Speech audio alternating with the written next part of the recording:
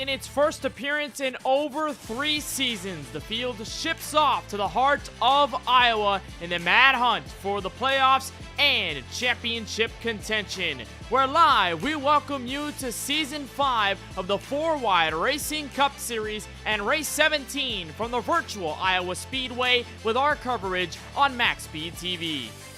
So happy to have you once again on a Wednesday night. We're up atop the broadcast booth here from Newton, Iowa. My name is Kenneth Bueno. There's a lot to talk about in terms of the playoff hunt. There are only 3 races left before we kick off that run for the championship. And of course, we head to our tertiary to last race, and it all happens here at Iowa. We do have a couple of more races to get through before we officially decide who's going to make it into the championship 15, at least those drivers that are going to be in contention for the title. Here's a look at the Season 5 schedule, at least where we have been, where we are tonight, and of course where we are going in our route to Homestead, Miami. Of course, tonight is Iowa. First time we see it in a very long time. It's been a couple of years. Then we'll see Dover, Darlington, and Daytona before we wrap up the regular season and see the first race of the playoffs at Bristol, of course, tailing all the way down to Homestead, Miami Speedway.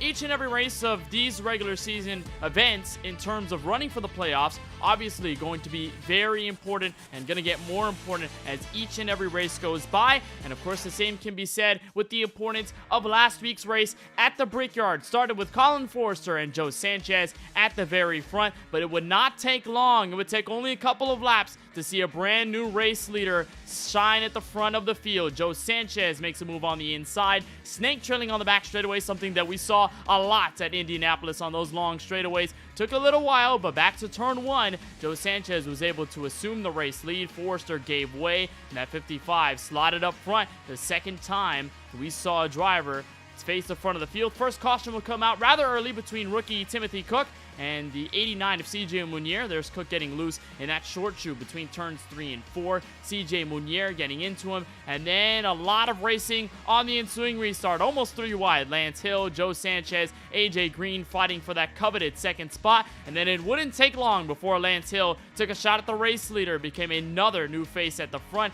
but this time by an outside power charge in turn 1 as Colin Forrester could not hold the grip on his Chevy Camaro. It pushed that number 1 of Lance Hill by in clean air. Then a caution came out, and then we saw another new race leader in the form of Kevin D'Elia through strategy, but then came a charging Colin Forrester. Was desperate to get back to the front, and it's exactly what he got. That 99 swiveled on the inside, got around that 53, and was able to hold on to the lead for a while. Another caution would come out, but this time with a trio involved. Curtis Kelly, AJ Green, and Lawson Peel making contact on the back straightaway. Curtis Kelly slams into the outside wall, breaks his right front toe link, and then goes right up into the barrier with Craig Lautenslager there to take the punch. There's a look at the 71, making contact initially into the outside wall, and then got into the 13. Drama off of pit road, off of that caution. Colin Forrester wins the race, hits the bump, and then goes for a spin, sends him to the rear of the field, and then we saw an absolute tussle for the lead between the 12 and the 1. Lawson Peel becoming another driver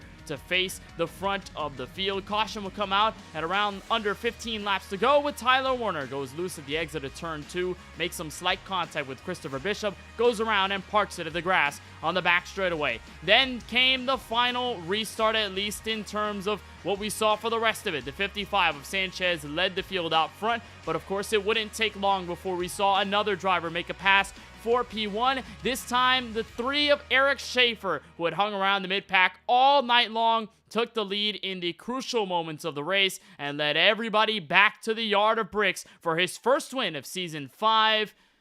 And of course, probably the most important to lock him into the playoffs for this season. A 3rd straight win by a DBR car, and of course for Schaefer, his 2nd straight at the Indianapolis Motor Speedway. A very big win for the 3. He's locked in to title contention. Of course, there's a lot to talk about in terms of the point standings and where everybody else settles through how they're going to fight their way into the playoffs here at Iowa, and of course when we talk about Darlington, Dover, and Daytona for the rest of the regular season. Let's get a little bit of a profile as to where we are in the virtual world. We look at our track map and images provided to us by Google Earth, and into Newton, Iowa we go for the first time since season 2. This 0.875 mile, 1.408 kilometer oval racetrack that opened back in 2006. It is not necessarily old by any stretch of the imagination in comparison to anything else we've seen this season, but it is not afraid to show its bumps and show its scars. This track has 12 to 14 degrees of progressive banking in turns 1 through 4,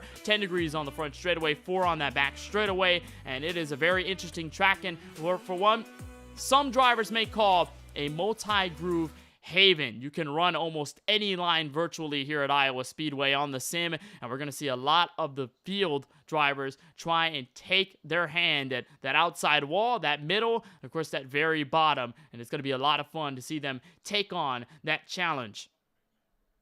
So qualifying wrapping up into its final 22 seconds, so we will have our starting grid here from the virtual Iowa Speedway in Newton, Iowa. Of course, the first time we see this since season 2, the last driver that went to victory lane here under the nightfall and under the lights was the 13 of Craig Launslarger. We have not seen him take away a 4-wide Racing Cup Series victory since. Could this be the magic change of the script for that Toyota Camry? Of course, he faced that bad luck getting into contact with Curtis Kelly near the end of that Indianapolis race, so we can see if he'll turn his luck around. He's got a lot of drivers to beat, though, if he wants to get to that coveted trophy, and of course to a spot back into the playoffs if he wants to get all the way back to that Championship 5 stage at Homestead, Miami later this year.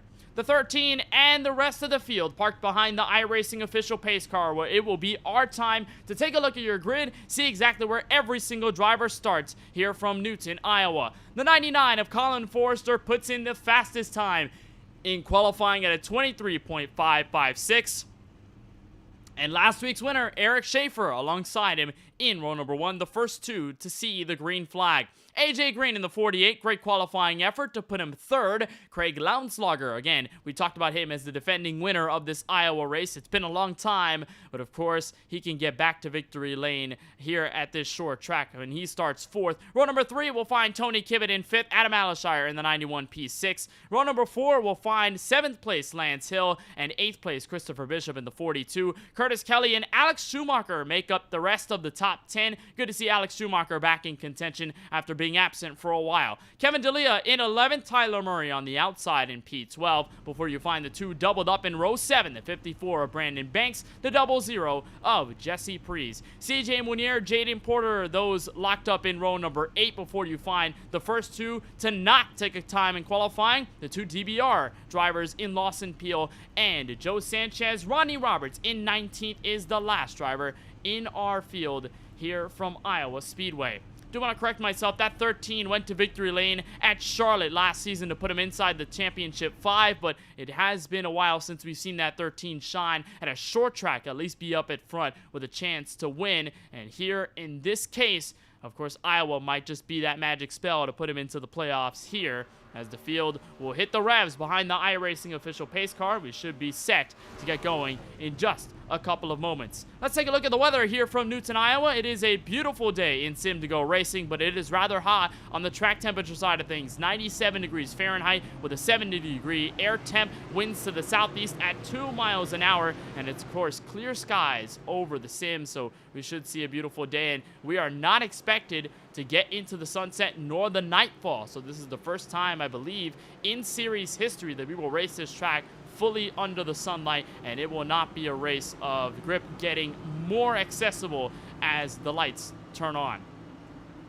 We go for 171 laps here from Iowa, 149.625 miles, and just over 240 kilometers. These drivers have 4 sets of tires in the pits, and that will be pivotal in terms of strategy if we get those longer green flag runs, because like I mentioned, this track is not afraid to show its bumps and its bruises, and it's very abrasive. This track can eat up tires just as quickly as any others on the schedule, and so you really have to be mindful of where your grip level is by the time you get later in a run, and of course how you're going to maximize the usage of those fresh tires later on in the race, if that gives you a possibility of winning the entire thing. at Indianapolis, we saw a bit of strategy midway, but of course it came down to roughly a restart inside 15 laps to go, and it stayed green from there. It was a semi-decent run, but we did not see strategy unfold in its full potential. Last time we were here, we saw that happen. Only 4 cautions to come out at Iowa in Season 2. So this place has been a breeding ground for long green flag racing, and with the fact that we only have 19 drivers in this field, it's not necessarily that much larger than the field that we had last time we were here. So we'll see what happens. Pace car will make that trip to pit road for the very first time, and it will be Colin Forrester in the 99, Eric Schaefer in the 3 to lead us to the stripe and to the green flag. Race number 17 from Iowa is underway.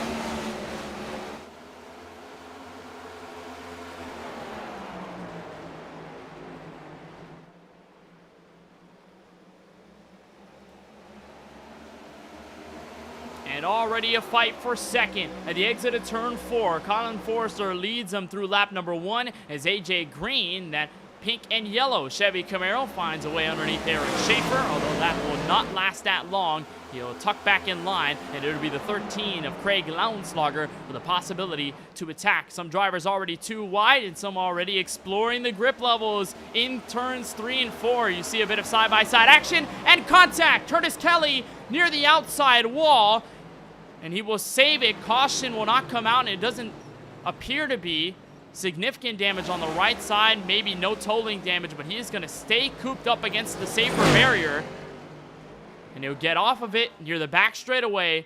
But problems for the fast banana, number 71, early on as the 99 of Forrester continues to lead the field, 0.3 of a second out in front back to turn 1.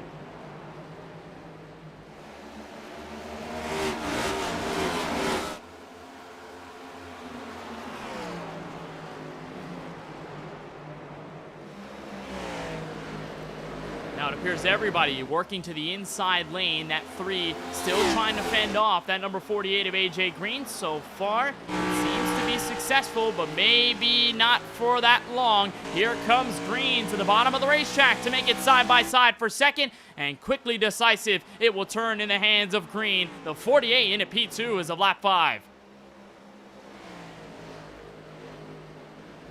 You saw the move he had to make to arc the middle of the corner in turns 1 and 2. And in some cases, as a driver, you may have to drive this track differently on one end than you would the other. It's sort of similar to, let's say, a Darlington or even a Gateway that we saw not too long ago, but just in a different circumstance. Yes, these corners are not different radiuses, so you won't find the problem that you will at Gateway and Darlington, where it's wider on one end of the track, it's tighter on the other. You're still braking pretty much the same way in turn 1 and turn 3. The only thing is you don't have as much grip at the top in turns 1 and 2, but you have infinite amount of grip in turns 3 and 4. So you really have to play that game of which line you want to run. We've seen some run the middle, a lot favoring the very bottom in turns 1 and 2. We haven't really seen anybody really get up to that third or fourth lane on the very top. So we might just see a little more experimentation as this race rolls forward and as they get a little more comfortable behind the wheels of their next-gen cars. Here's Adam Alashire working on the 13 of Craig Lauenslager. This is an attempted pass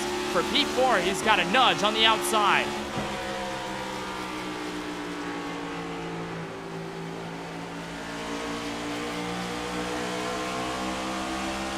So far, so good for the JetBlue Airways number 91 for Trackhouse Racing. We saw him kind of bouncing through the field at Indianapolis just 1 week ago, and that 91 had a rather consistent race. Did have some struggles, but that 91 was able to survive most of the blows and did keep himself intact. And Alashire, after missing, I believe, one of the races a couple of weeks ago, now back in contention as Forrester tags it near the outside wall and gets way loose at the exit of turn 4. And that only continues to reel in AJ Green, who is now corralling the race leader. As you look on board with the 99 of Colin Forrester, stepping into turns 3 and 4. Remember, he had the pole last week at Indianapolis. Of course, had that race with the Ray from his hands as he was trying to fight Lawson Field for second near the end. And now he might have the lead stripped away from him here on lap number 10. Inside goes AJ Green. Can he find the momentum to keep it going out of turn 2? No, Forrester hangs on to it. We saw the 3 of Eric Schaefer get sideways, get out of shape at the exit of turn 4, and he has since dropped to P6, now settling behind the 1 of Lance Hill as around goes Forrester at the exit of turn 4. Caution is out for the first time this evening, and it is Colin Forrester with more drama.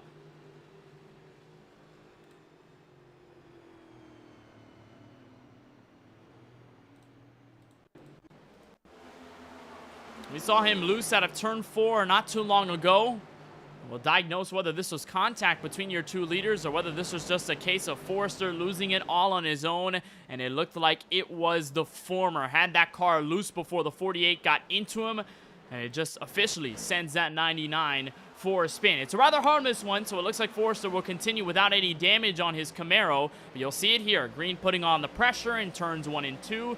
And then they'll step for turns 3 and 4 where Green tries to take a look back on the inside. And we'll arc it at the exit of 4, but right about here is where Forrester loses a grip on the rear end, and AJ Green really nowhere he could go. Just tried to check up, but unfortunately got into the back end, gave him a slight kiss, and that 99 gets sent to the rear of the field. Remember the hiccups we saw at Indianapolis just 1 week ago where he led the field out of pit road, hit that bump at the exit of the pit access road, and then went around, lost all those positions. And while, of course, he was able to rebound for second, it wasn't necessarily the way he had wanted that race to go with how dominant he was near the opening half. We do have word that Joe Sanchez, who was one of those drivers who did not put a time in qualifying, I believe did not make the start, or at least has binned it since. He is 11 laps down. It looks like maybe some connectivity issues or some other gremlin takes Joe Sanchez out of contention here tonight from Iowa. Colin Forrester, with that spin, will drop to 15th. And he does not take a trip down pit road. The only one to do that is the number 16 of Tyler Murray, the league owner, and is now 2 laps down on the racetrack. We saw some pretty nice moments out of him at Indianapolis just 1 week ago, and he is in contention just barely for the top 15 to make it into the 4-Wide Racing Cup Series playoffs for Season 5. He is hanging around that cusp at the cut line where Christopher Bishop sits, and Bishop right now sitting at a better spot, P8. So we'll continue to eye that battle. We saw a bit of it at Gateway, then we saw a different scenario at Indianapolis, and those points only continue to shuffle around as some drivers don't show up, and of course as the ones that are in contention for the points fight against each other directly on the racetrack. There's a look at the Bullfrog, number 42, driven by Christopher Bishop, who did not have the greatest race at Indy not too long ago, but looking for a rebound. He sits in between Kevin D'Elia in the 53 and the driver who returns to action after a while, the 68 of Alex Schumacher. So welcoming back the rookie as he sponsors with K Bueno Racing Network on his Ford Mustang for Bacalhau Bueno Racing, and right beside him, his teammate, the 28 of Jaden Porter. Both of those very close at the team. We haven't really seen that much of a full-fledged effort by Bacalhau Bueno Racing, but I believe this is the largest number of them in the field that we've seen in a long time. The third car, Ronnie Roberts, that number 20, DeWalt Power Stack Toyota Camry that's sitting in P16 just behind Colin Forrester. Roberts also a rookie driver in the series. We'll see what he can do, and so far caution is out, so not really the chance to make those positions until we get that restart. Lights are still on from the iRacing official pace car. AJ Green, the new race leader, up at the front, taking it away from Forrester, who had that mistake out of turn 4, but now that pushes Craig Lautenslager into second. Adam Alshire will take over third as a result, so some pretty decent racing to begin, and we saw AJ Green hunting on the leader regardless. So even though Forrester had that mistake and had that spin, we kind of already assumed that the 48 of AJ Green probably would have had the race lead at some point given his aggression and his early pace. Those two teammates at Stonks Motorsports, so a lot of fun we've seen between those two drivers. Green, of course, a former series champion. Colin Forrester, a driver who has made the playoffs in all of his seasons and, of course, did make the Championship 5 in that season where AJ Green became the winner of it all. Didn't make the finale in the Championship 5 last season at Texas Motor Speedway. Of course, the only Stonks Motorsports driver to make that Championship 5 is the man you're seeing out in front, AJ Green in the 48. So we'll rack him up for a restart. Lap number 17, Green your leader. Lautenslager on the inside in row 1. Adam Alshire and Lance Hill, the two Trackhouse teammates, now conjointed together. and Eric Schaefer, Tony Kimmett, those other two to round out the rest of the first 3 rows on this restart. Pace car will make its way down. We're ready for the green flag once more here from the virtual Iowa Speedway. Race number 17 back in continuation. AJ Green to lead him to turn 1.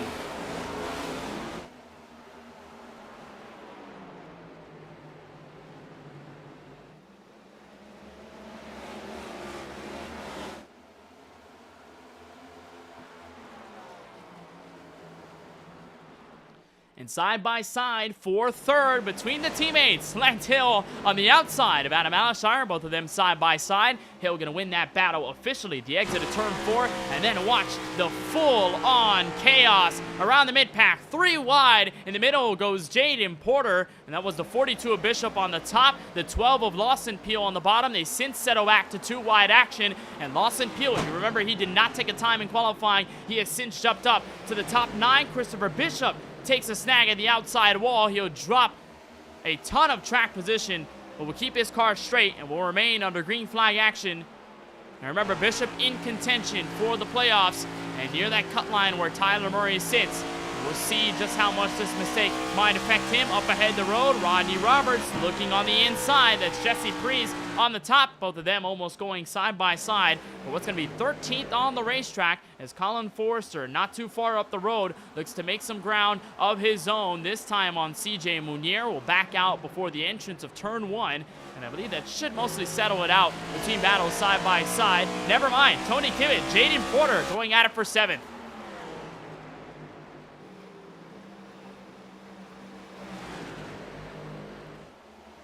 And a slight wash-up out of Tony Kimmett brings out an open door for Jaden Porter, but he will not take it, and so they will remain single file. And there's a bit of the line switching that I was mentioning, although Kimmett goes for a slide in 1 and 2. Will keep that car straight. A wheelman effort by the 76. Although just like we saw with the mistake with Bishop and even with Schaefer in that first run, it will drop you track position by a ton. And now here comes Craig Laumslager with a look underneath Adam Alshire for 3rd.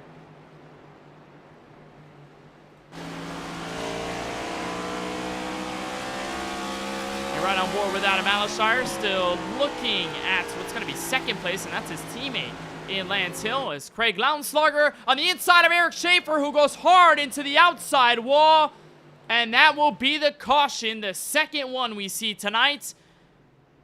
And it is Eric Schaefer overcorrecting it in turn 4 and some heavy front-end nose damage on lap 23.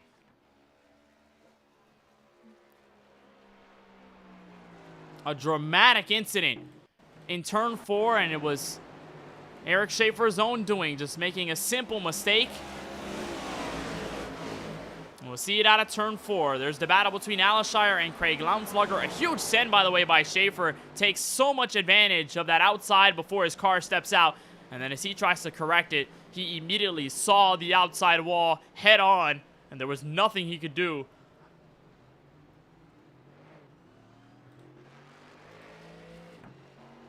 And so with the 3 of Eric Schaefer, that sends him into the outside wall. And of course, he's going to take it for a trip onto pit road for the very first time. We did see a driver use their fast repair in terms of damage control. Actually, we saw 2 of them take damage repair using the fast repair. That was Tyler Murray, who still sits 2 laps down. He should get the wave around as we cross the stripe on this yellow. And Curtis Kelly, who we saw tag the outside wall earlier in this race in the 3 with some problems early, and so unfortunate. It looks like he may indeed use that fast repair, and he does, and immediately goes for the clean race car and will have to tiptoe his way through the rest of the event. And that's one thing that we're going to talk about heavily throughout the playoffs, and we're probably going to get a little bit overbearing, a little bit annoying with it, but it is still a valid strategy point. The fact that this series has utilized 1 fast repair given to every single driver since the drop of the green in race number 1 all the way to the final one, you have the opportunity to play with that a little bit, and we've seen that in full force be used as a strategy pillar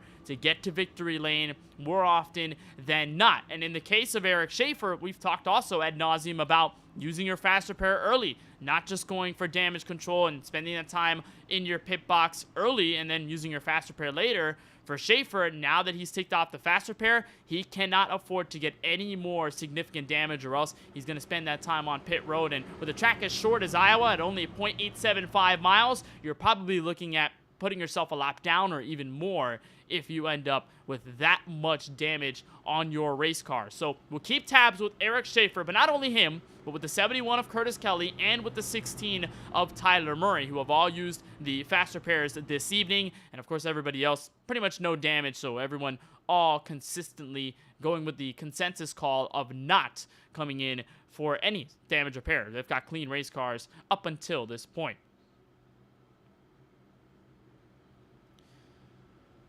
So our second caution coming out of lap number 25, of course our first arriving with Colin Forrester going for a spin at the exit of turn 4. This time Eric Schaefer with a single car overcorrecting incident in the same corner and the same part of the racetrack. And we've talked about the differences in racing in the day versus racing in the nightfall. Of course, you've got a lot more grip when the lights flicker on and when you have the moon up and the sun all the way down. And obviously, when you have the sun up, it's going to be way hotter track temp-wise, and you're going to have less grip virtually on the rear end of your race car. But again, you don't have that transition of sunset to night either, and you don't have the track dynamically changing in grip just based on the actual time of day, because maybe we'll see the track get hotter, maybe we'll see it cool down a little bit as this race progresses, but overall, the case is that common denominator stands the same. You're going to have a relatively hot asphalt here at Iowa. You're going to have to take care of those rear tires, and out of turn 4, it can be very easy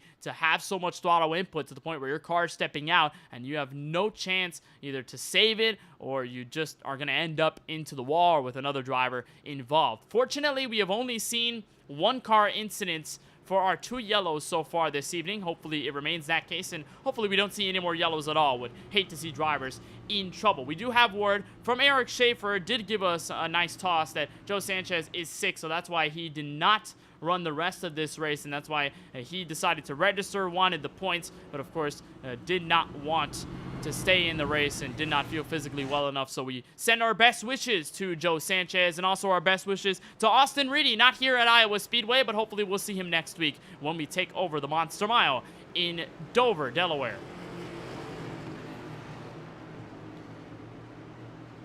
Caution ready to be lifted here at lap number 28 of 171, once again with AJ Green in command, and with his former teammate Lance Hill in that Advent Health Chevrolet on the inside. Pace car is down, into the restart zone we go, and AJ Green once again with a formidable restart to clear the field easily back to turn 1 as they go side by side for second.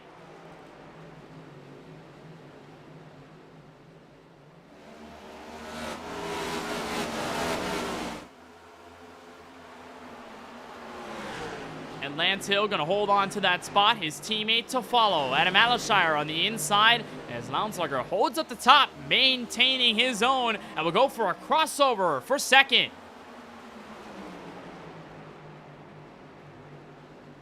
And a gorgeous setup for the 13, although not exactly giving him the results that he would want.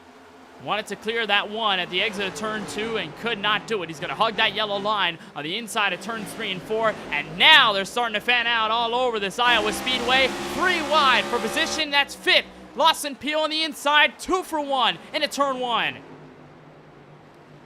Jaden Porter going way up the track to play defense. Kevin D'Elia gets loose and tags into the 12, but he saves it. Will stay green.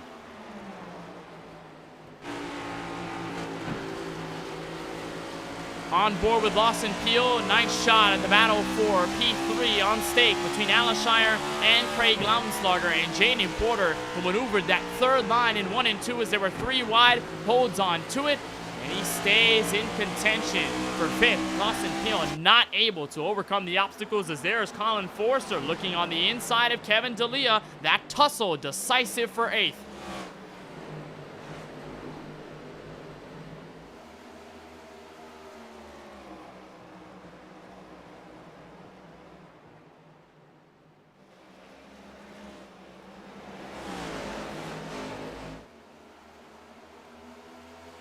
Now here comes Lounsluger back for the fight on the inside for P2. All the meanwhile, AJ Green is pulled away to about 1.4 seconds and counting. This is exactly what the 48 would love to see. The drivers in second on back going side by side and battling each other. And again, like we talked about, Iowa is a breeding ground for multi-groove racing. So you're going to have drivers that fight back on the top and give that pressure and make it a side-by-side battle for over a lap or so. And as we watch this trio go at it for P2, it is only letting AJ Green pretty much adjust to the clean air. There's smoke up ahead the road as Craig Lounslugger gets a little out of shape and tagged the outside wall as Lance Hill goes way loose in turns 1 and 2. The 13 will blow by with the 91 in tow.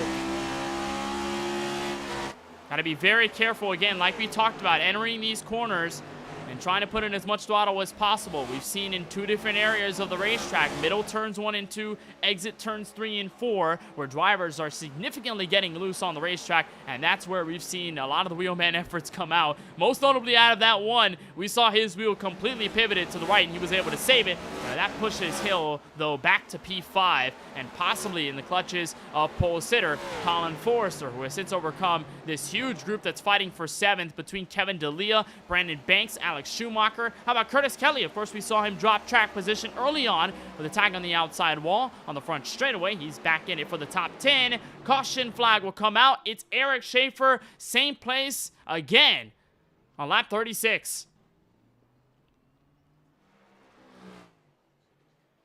And it has not been swell early for the Indianapolis winner from last week. We'll take a look at the replay and see exactly what happened. And it appears turn 4, the strike once again. In the middle of the corner, that car sideways, chases it to the apron, and that left side grips up, goes around. That's Jaden Porter barely missing it. We saw that 28 in the middle of a huge group of cars battling for positions. Jaden Porter looked like had some trouble up until this point. You see him pretty much all by himself. You can see that 3 in the distance.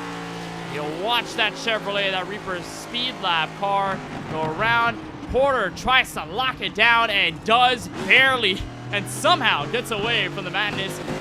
Could have made it a 2-car incident, but for the moment, that only appears to be 1, and caution flag is out again. We do have leaders on pit road, but not all of them, and it appears Lawson Peel actually took over the race lead, so nobody on pit road. AJ Green just falls back. It looked for a moment as if that 48 and company had come down for service, but over the first 38 laps, nobody content with coming in at this stage. The 12 of Lawson Peel back out in front.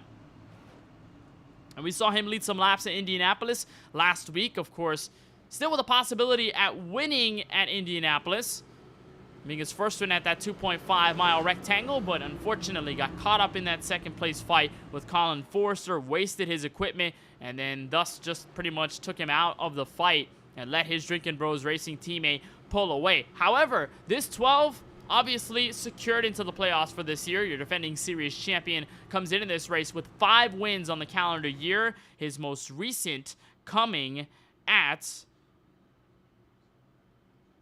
the Auto Club Speedway in a huge fight with his teammate Joe Sanchez and a lot of others. Daniel Michel, his teammate, who was pretty much stout throughout that entire race. Michel not here this evening, unfortunately.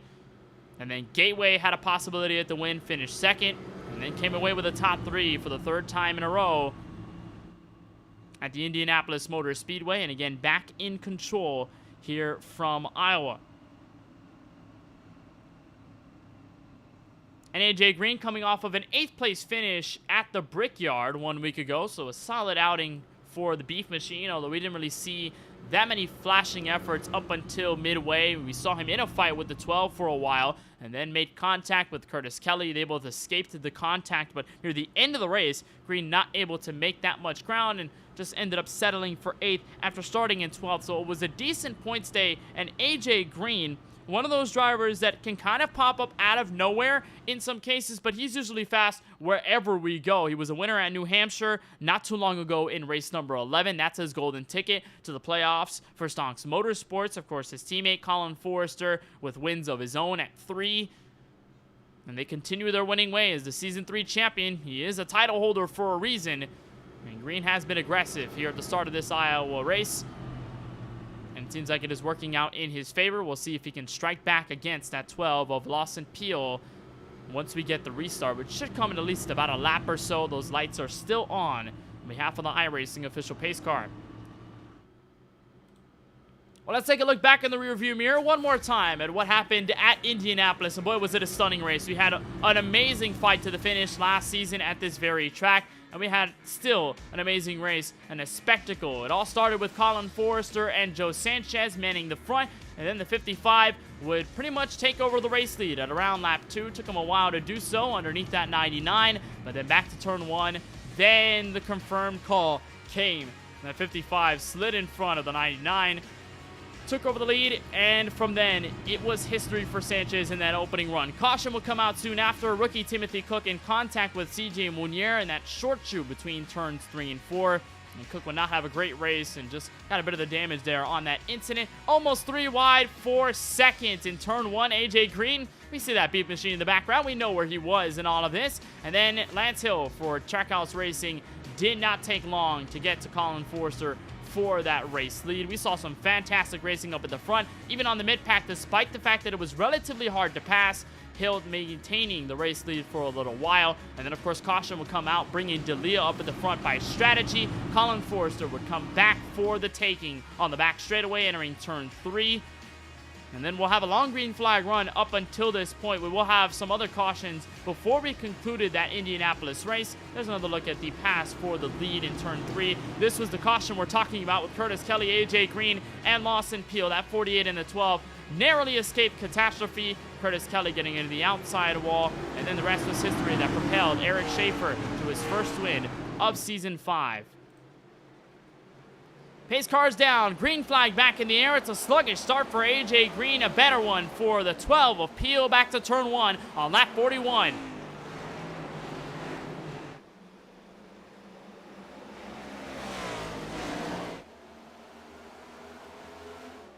Alashire and Green side by side for second, and guess who's in the background? The 99 of Colin Forrester, your pole sitter, back in action after a long time trying to crawl his way back to the field. He's got the front row popcorn seat for the battle for P2. Green dives it in. Alashire struggles to keep the grip. He slides up the racetrack and will stay green. A scare by the 91, and the biggest mistake we've seen out of him all night up until this point. Battle again between Green and Forrester out of turn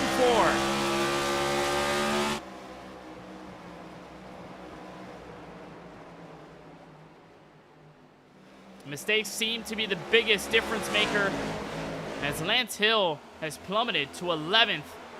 And probably a mistake out of him. He was running around the mid-pack and as high as the top 3. And Forrester trying all that he can to get around his Stonks Motorsports teammate, but the last thing he wants to do is let that 12 run away with the point. We saw that in our last run with AJ Green as they were going for second place. And that 48 was just able to run in his own league and do whatever he wanted.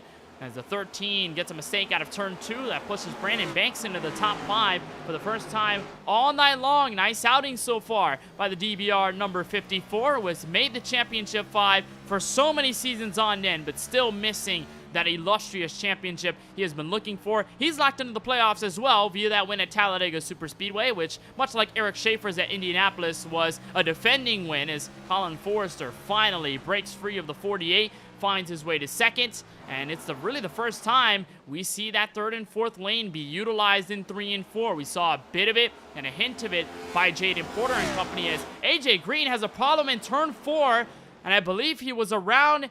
He is at the Legends Oval back straightaway, and Green with a problem at a turn 4 and did in fact go for a spin. Here's a look at the replay.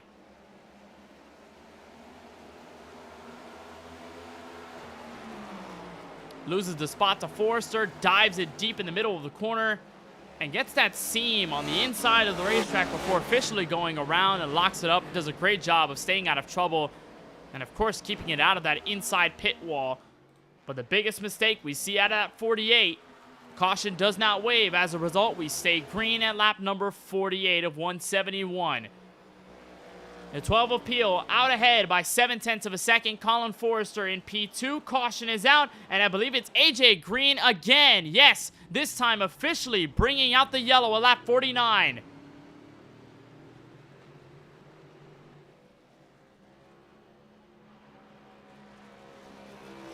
with this incident comes right front damage.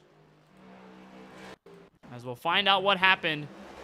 Going around all by himself, and I believe it might have been the nasty bumps in turn 1 and 2. We haven't talked really much about that here at Iowa, but if you run the very top, there's a big bump that unsettles the car, and that's the case for Green. Goes sideways, overcorrects the machine, and gets that front end damage via the outside wall. Eric Schaefer to go by without a problem, and once more we have a single car incident to bring us under the yellow flag. And Green has plummeted to 18th, and we'll see if he takes it down pit road. The answer is yes, but he's going to bring practically everyone with him. Remember, we talked about how those leaders had not come in at around lap 38. Well, now they're in 12 laps later. Lawson Peel and everybody else in for their first bit of service tonight.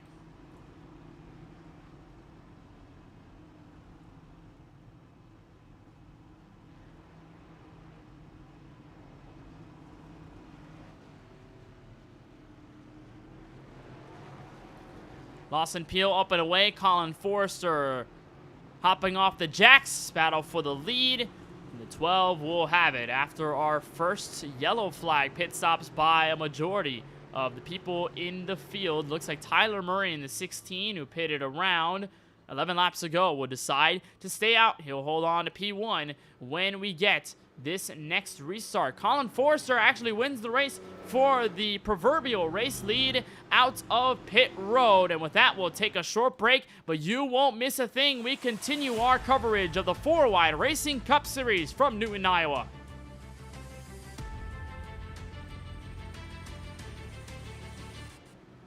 Racing isn't easy, but experiencing it is. iRacing puts you in the driver's seat with the industry's leading sim racing game. Drive on laser scan replicas of the greatest racing circuits from around the world. Go head-to-head against other drivers chosen by skill-based matchmaking to ensure competitive racing at every level. Compete across all your favorite series. In officially licensed cars, engineered to deliver the most accurate driving experience possible.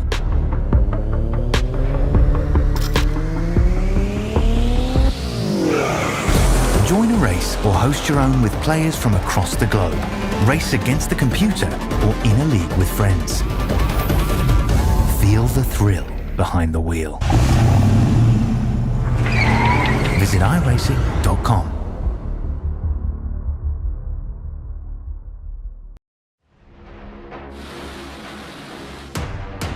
Who wins the race?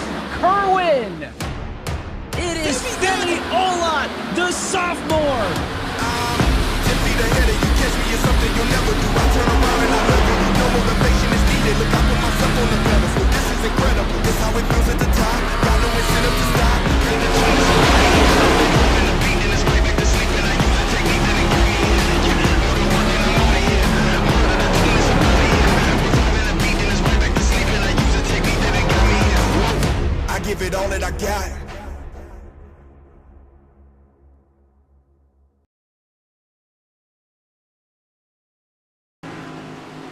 Welcome back to the virtual Iowa Speedway, where Tyler Murray and Colin Forrester are ready to bring us a green flag restart on lap 53 after our most recent yellow involving former race leader, the 48 of AJ Green. Tyler Murray on 14 lap-old tires. Everybody else on 3. A severe disadvantage for your league owner. Here comes Forrester for the challenge on the inside.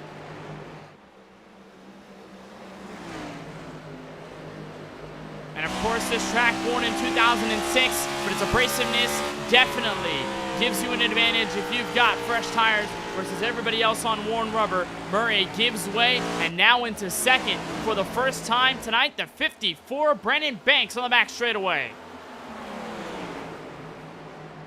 The most we've seen out of Banks all night up until this point. He sends it into turns 3 and 4 with an attempt to get at the 99, but could not do it. And through goes Lawson Peel for third. Now here comes Curtis Kelly. First time we see him in the top 5 as well. A miraculous pick call and a nice setup for position. You're right on board with the 71 into turn 3.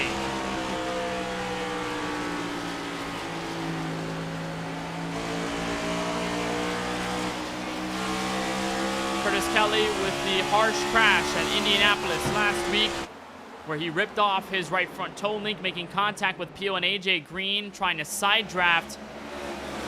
And this definitely looks like the comeback to have if you're this 71, although he's in a group of hungry cars, including the 13 of Lownslugger, Kevin D'Elia, Adam Alashire, and others in company, as Colin Forrester separates himself from the field by a total of 0.7 of a second, and he's looking to run away. It has been pretty much the cause and effect throughout this entire race. We've seen everybody go at it for P2, and that driver who sits in the race lead, who just commands the field on the restart for turn 1, they seem to run away without any problems. Really, the only time we've seen the leader pressured under green was with AJ Green and Colin Forrester. That was before that 99 went for a spin, and also what a recovery it's been over 58 laps, and a roller coaster ride for this CommScope Chevrolet. He's able to hold on, and now up by 1.3 seconds over Brandon Banks. Curtis Kelly in a fight with Lawson Peel.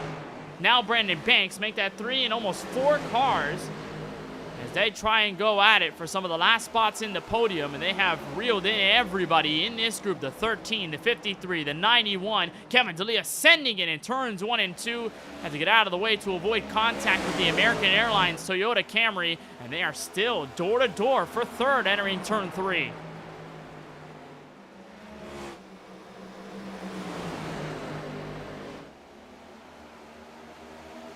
Brandon Banks coming home 7th in that race at Indianapolis.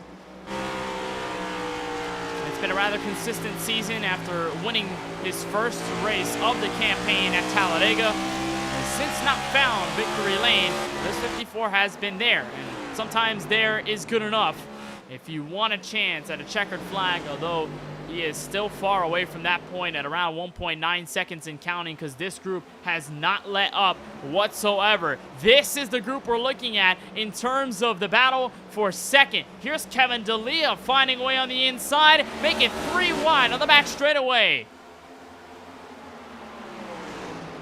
Kevin D'Elia with a strike entering turn 3. It's not good enough to get to second, but it is good enough to hold on to the podium.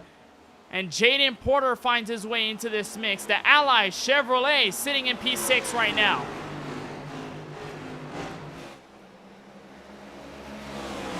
A lot of aggressive racing on board with the sophomore driver, Porter, looking on the inside of Brandon Banks. And Porter came home inside the top 5 at Indianapolis. He is still searching for his second career 4-wide Racing Cup Series victory, his first coming at Nashville Super Speedway last season in the middle of the playoffs. And while Porter has been stout in many of these venues, he has not been there for the checkered flag at the end. He takes over 5th and now has to look onwards for Lawson Peel as Brandon Banks continues to fall back on position, and we question whether he probably burned up his stuff a little too early. As AJ Green, Alex Schumacher behind them fighting for position. That's 8th.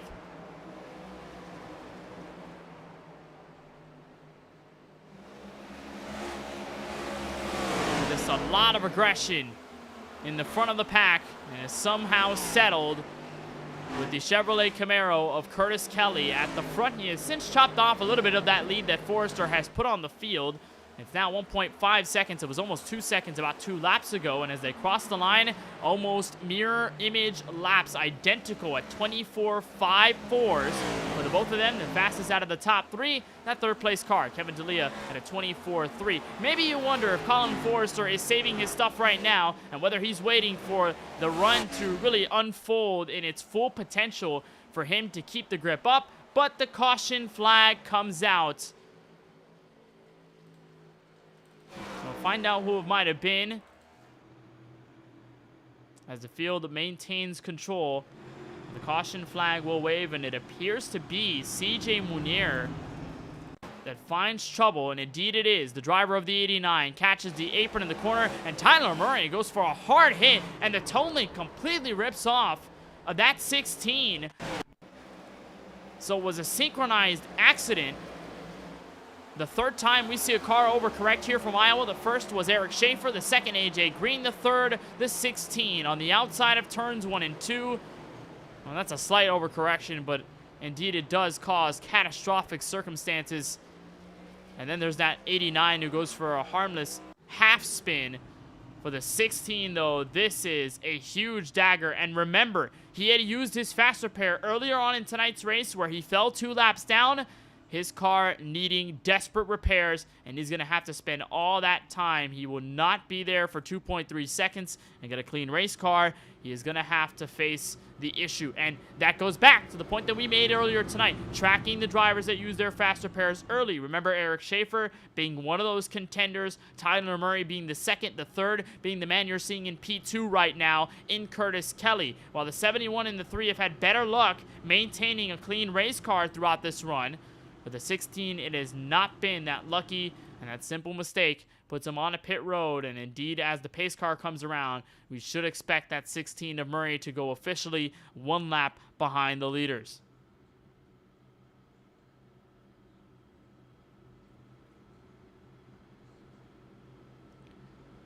So Colin Forrester, the pole sitter, back at the front.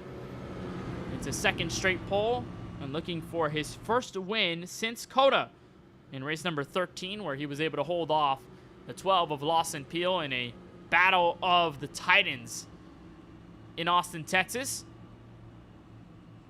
And Colin Forrester looking for what would be his second Championship 5 appearance if he can make it there. But of course, his 3rd straight appearance in the 4-Wide Racing Cup Series playoffs. As a rookie in Season 3 with Stocks Motorsports teammate AJ Green. They had a couple of others in there as well. Of course, AJ Green would go on to become the season champion. Forrester would come home in 4th out of the 5 cars in contention for that title, and then would not see a Championship 5 bid come Texas in Season 5, and Season 4, and is looking for that redemption.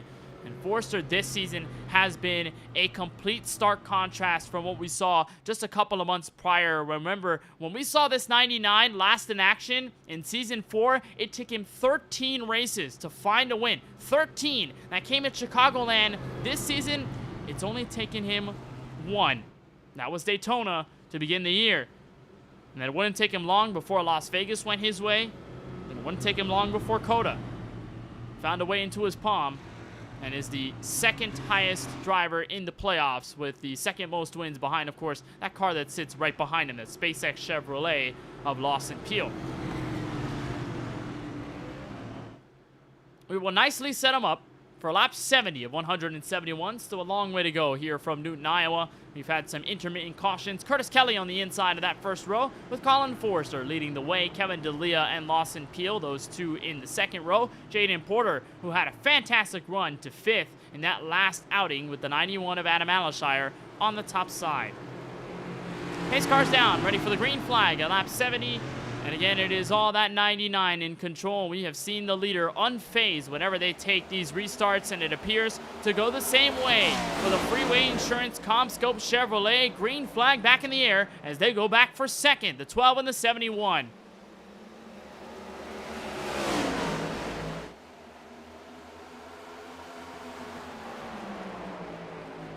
Here's Kevin D'Elia fighting on the inside, and again, reminiscent of the aggression we saw to open that last run. Kelly has to wiggle the race car to keep the car straight. And Alashire, Jaden Porter now fighting for P5 on the racetrack. Forrester looking to pull away and can't quite do it. Curtis Kelly still within at least a car length or so.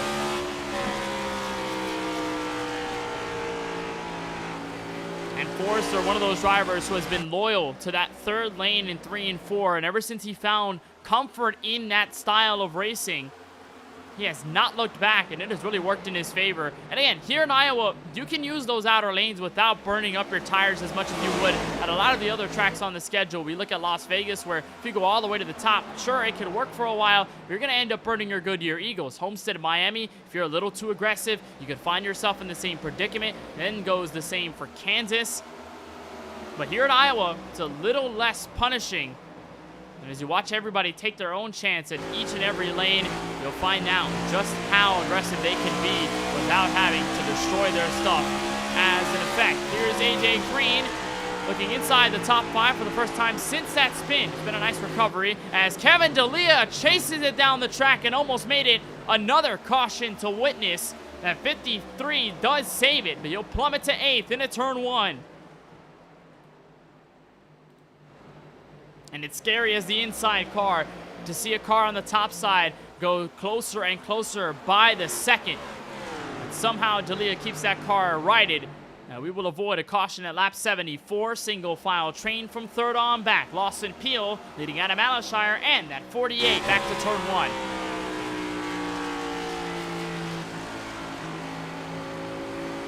And it is quite wonderful to see Iowa back on the series schedule. Of course, it's the first time we see this venue in appearance in this series since season 2. It has been a very long time since we've seen this track, and for the magic that this track brings racing-wise and even strategy-wise, and as a challenge for the field. Of course, we didn't see it in Season 3. We didn't take a hand at it in Season 4. And the last time we were here was under the lights in 2021. It has been over 2 years since we saw this racetrack in action in the Cup Series. There were only 16 drivers in that event. And, of course, we talked about the winner already, that number 13 of Craig Lautenschlager, who, for right now, sits in 10th on the back end of the main group. As they almost go 3 wide for second. Adam Alashire peeking through the middle, and Lawson Peel trying to fight him for it. And that is for third. Long train of cars on the outside leading back to Jaden Porter, who sits P6. And then again, you look at the caliber of field that took on that Iowa Speedway, and it just shows you how much this series has progressed in terms of the driver base and obviously in terms of the look of the field entirely. Craig Lautenschlager, the last time we saw him was at Charlotte last season to put him in the championship 5, but before that, it had been up until Iowa that he had yet to see the checkered flag in his hands. Kyle Benson, who unfortunately is not here tonight, still with swelling in that leg that he tore his ACL in. Of course, wishing the best for the driver of the 10, Kyle Benson. Was talking to him shortly before the race began. He finished second in that outing. Jay Gimbel, who's a driver we have not seen in this series in a long time. Alashire goes for a hard hit in the outside wall at the exit of turn 2 and gets a slam by Tony Kibbett. Yellow out, lap 79.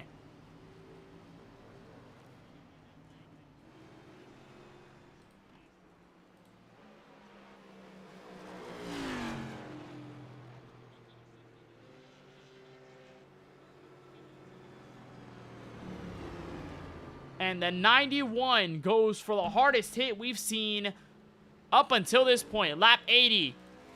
And the caution comes out. Tony Kibbett, the second one involved. And here's a look at how it all began. AJ Green and Alashire going at it. Former teammates at Stonks Motorsports.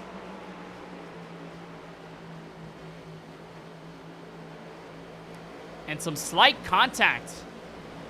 Sends that 91 into the outside wall. Not officially AJ Green's fault by any means. It's just a little bit of contact to really set things off. That 91, though, was loose before he even made that contact with AJ Green in the 48. Here's a look at Alashire.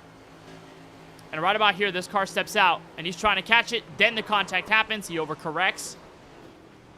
And into the outside wall he goes, and then for a ride, he follows onwards as the 76 of Tony Kibbett just directly slams into him. And these two definitely are eyeing a faster pair at this juncture of the race. And here's a look at Kibbett's perspective.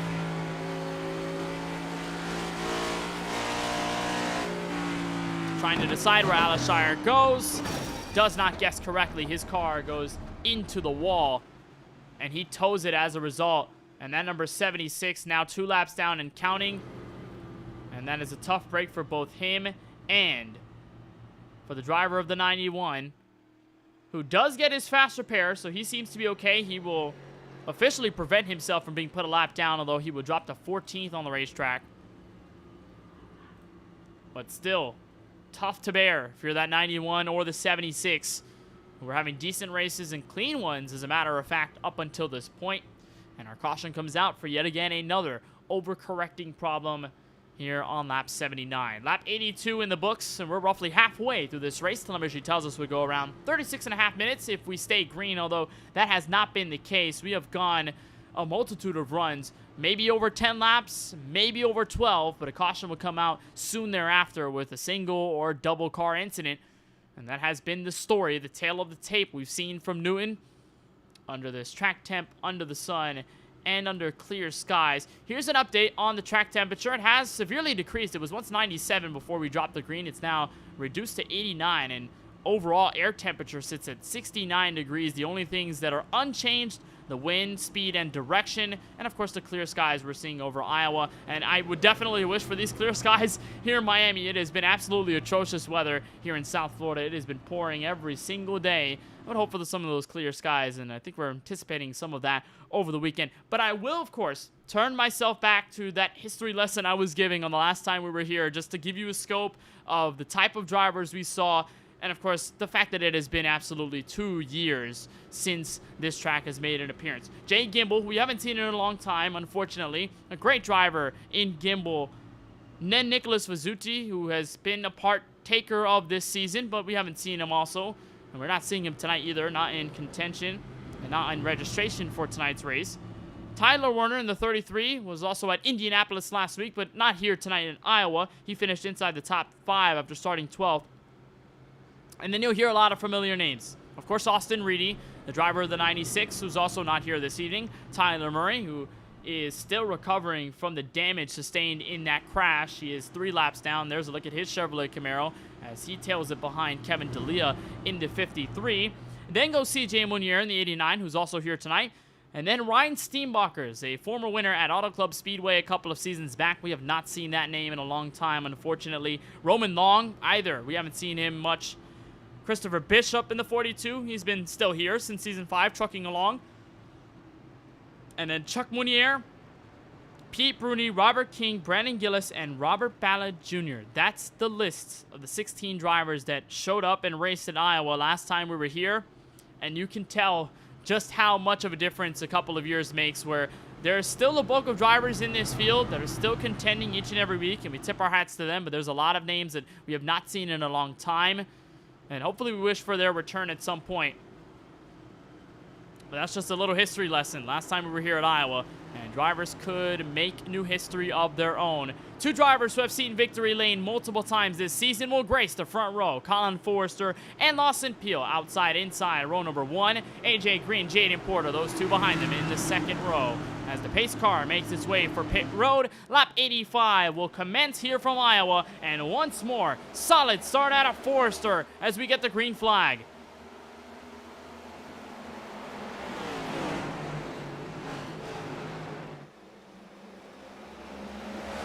The bumps in the middle of turns 1 and 2. AJ Green on the inside of Jaden Porter for P3. And surprisingly enough, Colin Forrester does not elect that 3rd lane in turns 3 and 4. It's a monstrous run out of Lawson Peel in a battle for P1. And he came out of a rocket at the exit of 4 with an outside charge. And he is still door-to-door with Forrester. It looks like Curtis Kelly giving up some spots, almost lost the car at the exit of turn 2. And for the first time all night long, say hello to the new race leader, Lawson Peel, and here comes Forrester back for the attack in turn 1. All the while, they're inviting that 28 of Jaden Porter, the sophomore driver, in the mix for the top 3. He has since pulled away from AJ Green, and now looks on the bottom end of Colin Forrester. For P2, Lawson Peel will try to run away. This has been the perfect scenario for that driver in P1. You see these 2 go at it for second, and you just enlist yourself to run away from the competition. That has not been the case here as Peel runs the middle lane in turns 1 and 2. Jaden Porter is still working his way on the bottom. And of course, Porter with the top 5 at Indianapolis just 1 week ago. Still looking for that second career 4-wide Racing Cup Series victory. And he does get the best of that 99. Will try and send the block before Forrester peers his way back in. That 28 looks to convincingly have second. And it looks like he will. That Ally Chevrolet move him into second for the first time tonight.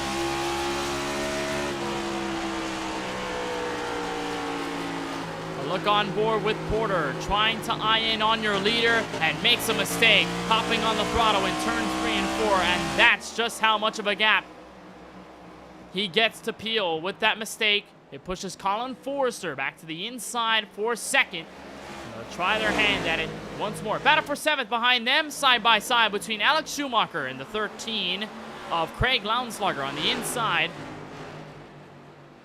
And again, it's been a while since we've seen Alex Schumacher in contention here in the 4-wide Racing Cup Series. It's been a couple of weeks, but glad to see that 68 back in action, the rookie driver.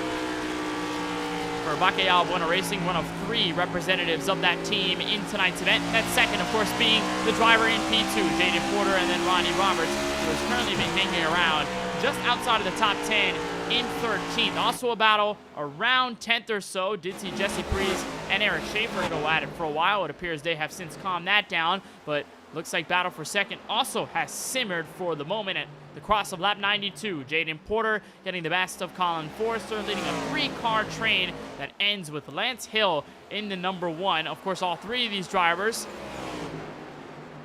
teammates at Stonks Motorsports last season before Hill went on to separate himself as the leader of Trackhouse. He goes sideways in turn 4, saves it. Brandon Banks going to go around for 5th. Scary call there by Hill, who has been fighting that race car, and it appears to be all evening long. As battle for 3rd calms down and in the favor of AJ Green, that last time by set the fastest lap out of 3rd through 5th. And those leaders still around a 24.8. They crossed the line. It appears to be 24.9 for Jaden Porter. A little faster, about a 10th or so for AJ Green. Brandon Banks now with Lance Hill, side by side for 5th. Saw the mistake out of the 1, now trying to recuperate from it. And the Austin Hill paint scheme of Brandon Banks looking on the outside. Craig Lounslager, the 3rd car in the mix here in P7.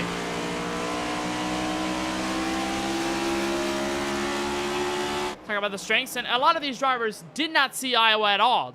Fortunately for the 13, fortunately for Tyler Murray, fortunately for a couple of others in tonight's field, they have seen this track before. They know what it's like to race here. Never with the next gen, but at least they know the rhythm, they know the pace, they know what this track is like in this league and in this competition. But for a majority of them, they have never seen this track in competition at all. So they're facing a car that they're still trying to get used to for the most part, setup-wise, and then a track that they're trying to get used to. Caution flag is out again, and it's Rodney Roberts on the apron in turn 4.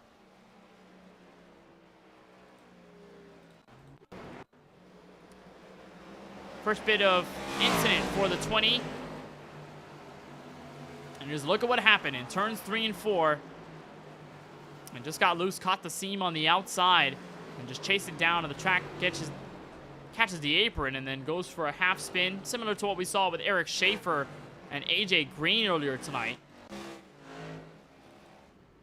But that indeed will bring out the caution as we get closer to the final 70 laps in the final, what will be 30 minutes under green if we take it there here from Newton, Iowa. Lawson Peel in the race lead, and with the fact that we have had 47 laps on this stint, you might expect these drivers to come in for a second set of tires. Remember, we started with 4. And now here comes Peel, here comes Porter, here comes Green, and everybody else coming in for pit stops. Craig Lounslager going to be the only one to stay out.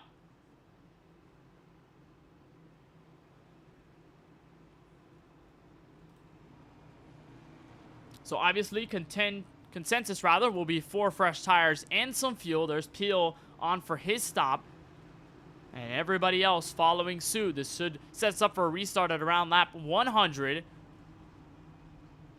As Lawson Peel gets the jack up on both ends of the race car. Out and away he goes. Rodney Roberts overshoots his pit stall by just a little bit.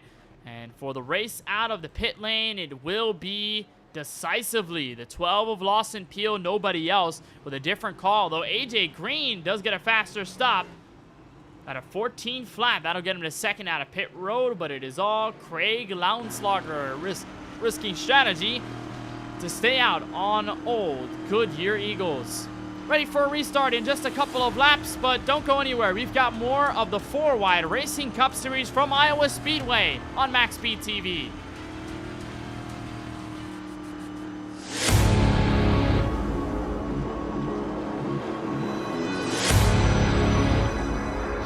Wanted the best, you got him for a rest. Often imitated, never duplicated. The greatest show on dirt, the World of Outlaws.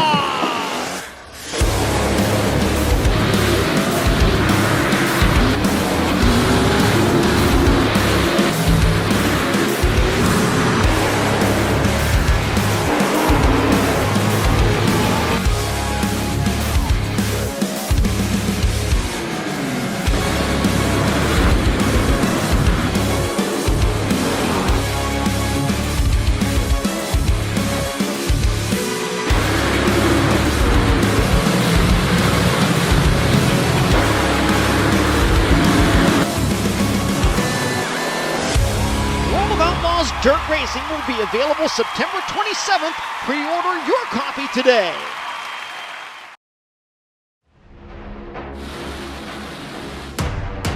Who wins the race? Kerwin!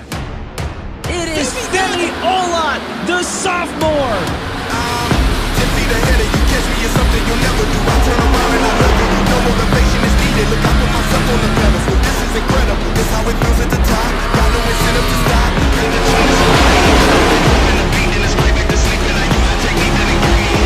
You know the work and I'm out of here. All of the doing is about it.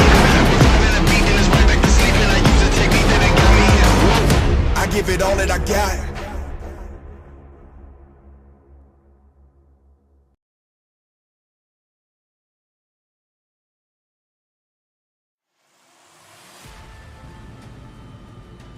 "100 laps in the books from the virtual Iowa Speedway. You're on board with Craig Lautenslager, the driver set to bring us back to green on the restart. Should be lap 101. Pace car lights are still on as we are ready to get the green flag, and boy, it has been somewhat of a barn burner here in Newton. We have seen a lot of cautions come out, but a lot of great green flag racing in between, and now the strategy shifts on the end of this 13 versus the 12. Lawson Peel and everybody else getting 4 fresh Goodyear Eagles, and this 13 looking to save a set for the end, had stayed out. Obviously for Tyler Murray in the 16, the last driver to do such a feat here, did not last him very long. Turns 1 and 2 gave up the lead. We'll see if that 13 can do a better job. Of course, the former winner here at this track, and was the winner last time we were here. We'll see if that magic ends up sparking once more. But the pace car will make that trip to the entrance of pit road, and we will have just under 70 laps remaining. Of course, thank you so much for joining us here on MaxSpeedTV. Kenneth Bueno in the broadcast booth, and it has been a show in our first trip to Iowa since Season 2. Pace car, though, will make that trip back to the pit lane, and the 13 will have control of his destiny. An early jump, green flag back in the air.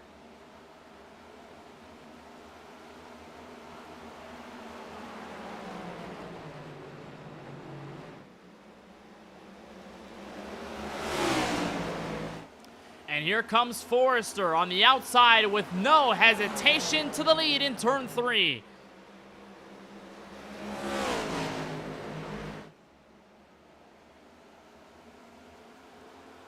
Lawson Peel able to take over second. AJ Green finding his way to third. Lance Hill dives underneath Brandon Banks for 5th. And that 13 looking to hold on. And the field did a great job getting around him cleanly, but at that point, at 13, now going to either hope for another yellow to get some fresh tires, or might just have to bin it at this point. To the back of the field, Lance Hill looking on that 13 with a lot of aggression, a lot of hunger. He finds his way to the bottom in turn 1.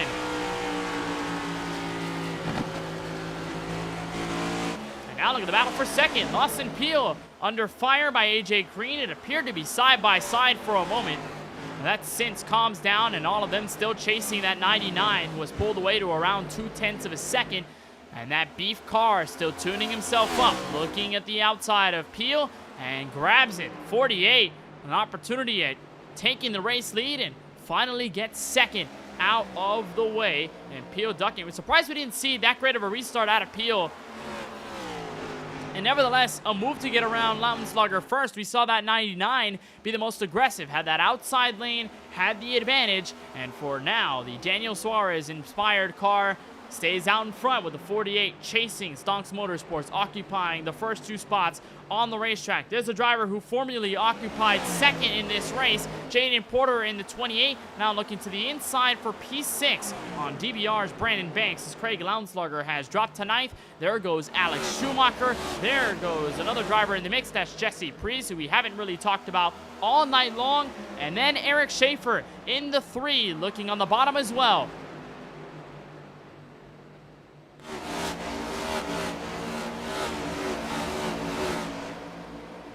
There's the entire field blurring by in turn 2, as Lance Hill might have a shot at Lawson Peel for 3rd. Indeed he does. What a run for the Advent Health Chevrolet, and setting a 23.9 last time we crossed the stripe. Peel at a 24 flat, and either this could be a signal that the 12 is either saving his tires or maybe just pushed a little too hard to get around that 13, but we're assuming probably the former. He's been a masterclass driver at saving his Goodyear Eagles, and we saw it at Gateway just how powerful he could be in the long run. The only problem is we have not seen a long enough run to really see that come into full force.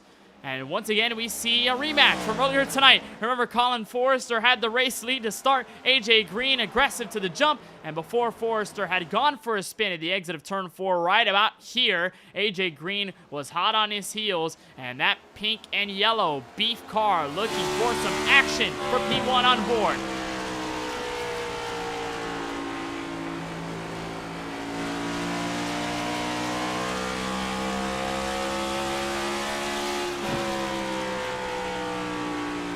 You can see the difference in lanes. That 99 has been faithful to the outside in 3 and 4. Ever since around halfway in this race, we've seen him become a force at the top. Everybody seems to be at the same place at around turns 1 and 2. A lot of them running the middle to bottom. But really turns 3 and 4 is where you see the field open up. Battle for 4th. Lawson Peel, Adam Alashire on the back straightaway. And boy, have we seen Peel fall off in this opening run. And Aprisi does not want to use his tires as much as everybody else does, and that's why you're seeing somewhat of a lack of pace. And Alashire, we saw him go for a chaotic crash at the exit of turn 2 where he overcorrected and made slight contact with AJ Green. Remember, he picked up the fast repair as soon as he visited pit road. And this is a nice recovery for this 91, who has been pretty much fast all night long. Not enough to get the race lead outright, but enough to be in the right place at the right time. And the JetBlue Airways car skies to 4th and gets around the 12.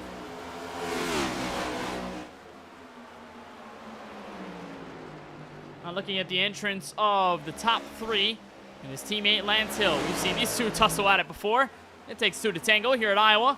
And so Alashire possibly looking at it as your leaders approach our first bit of lap traffic. There's a car way out in the distance. That's going to be the first time we see any of our leaders visit lap traffic all night long. It isn't much, but it's Curtis Kelly in 15th, who had a struggle to start, picked up the pace at around halfway, and is now back on the struggle bus. It looks like he's found the outside wall at some point in the last run or so, as he's got damage on the right front of his race car. He's the last car on the lead lap. First car 1 lap down is 16th place Tony Kibbett. And we do have word that we have our second DNF tonight, and that is the 89 of CJ Munier. We know Joe Sanchez registered for this race, didn't set a qualifying time. He is 6th, so of course he is not in the rest of this outing. Of course, wishing him the best. But for CJ Munier, had run in this outing here before, and unfortunately out at this juncture. Now 24 laps down and counting. Single file here at Iowa Speedway, and while Colin Forrester continues to lead by around half a second over his teammate AJ Green, let's take a moment to silence myself in the broadcast booth and get hear the sounds. We'll go crank it up here on MaxSpeedTV.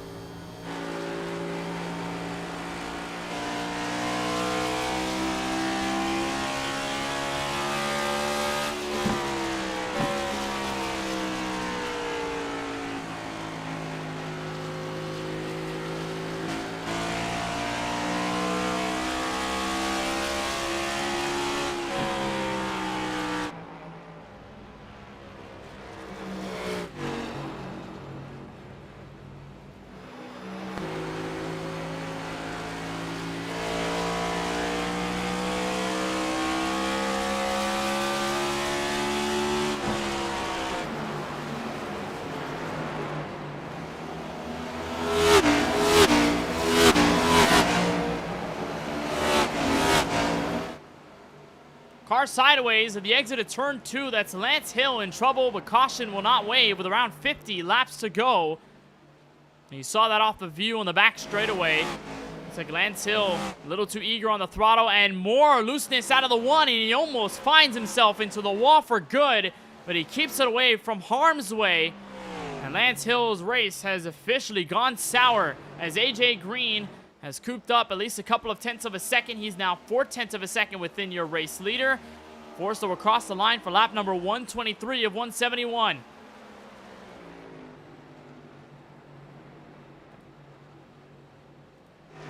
We saw a fantastic battle for around P4. Jaden Porter and Adam Alshire going at it, but it appears they have since calmed that down. The scenes are not as rocky. Jaden Porter holds on to 4th. Now trying to catch up to Lawson Peel, number 12, and top 4 all within about a second and 2/10. So it has been rather fun to watch these guys rip around this Iowa Speedway.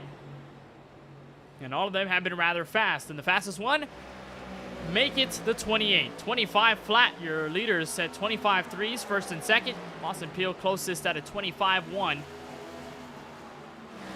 We've seen some great competition up until this point. And again, we turn back to our point of lap traffic. We saw Curtis Kelly move out of the way for the leaders, but Tyler Murray is now next up on the block, and he's got Tony Kibbett in front of him. Forster with a big mistake in turn 1. Almost loses the car, and here comes Green for the race lead.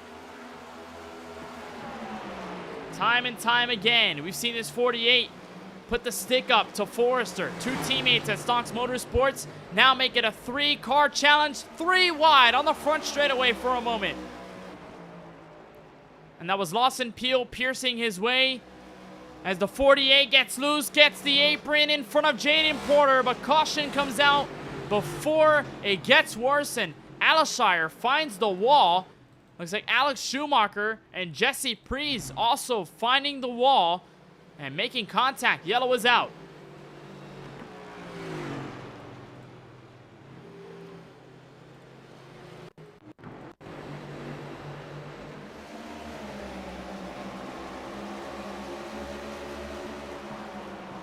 We'll find out what happened. This is around Alshire and Schumacher. I'm not sure whether that really caused the caution. I think it might have been Jesse Prees who officially goes sideways and right behind these guys.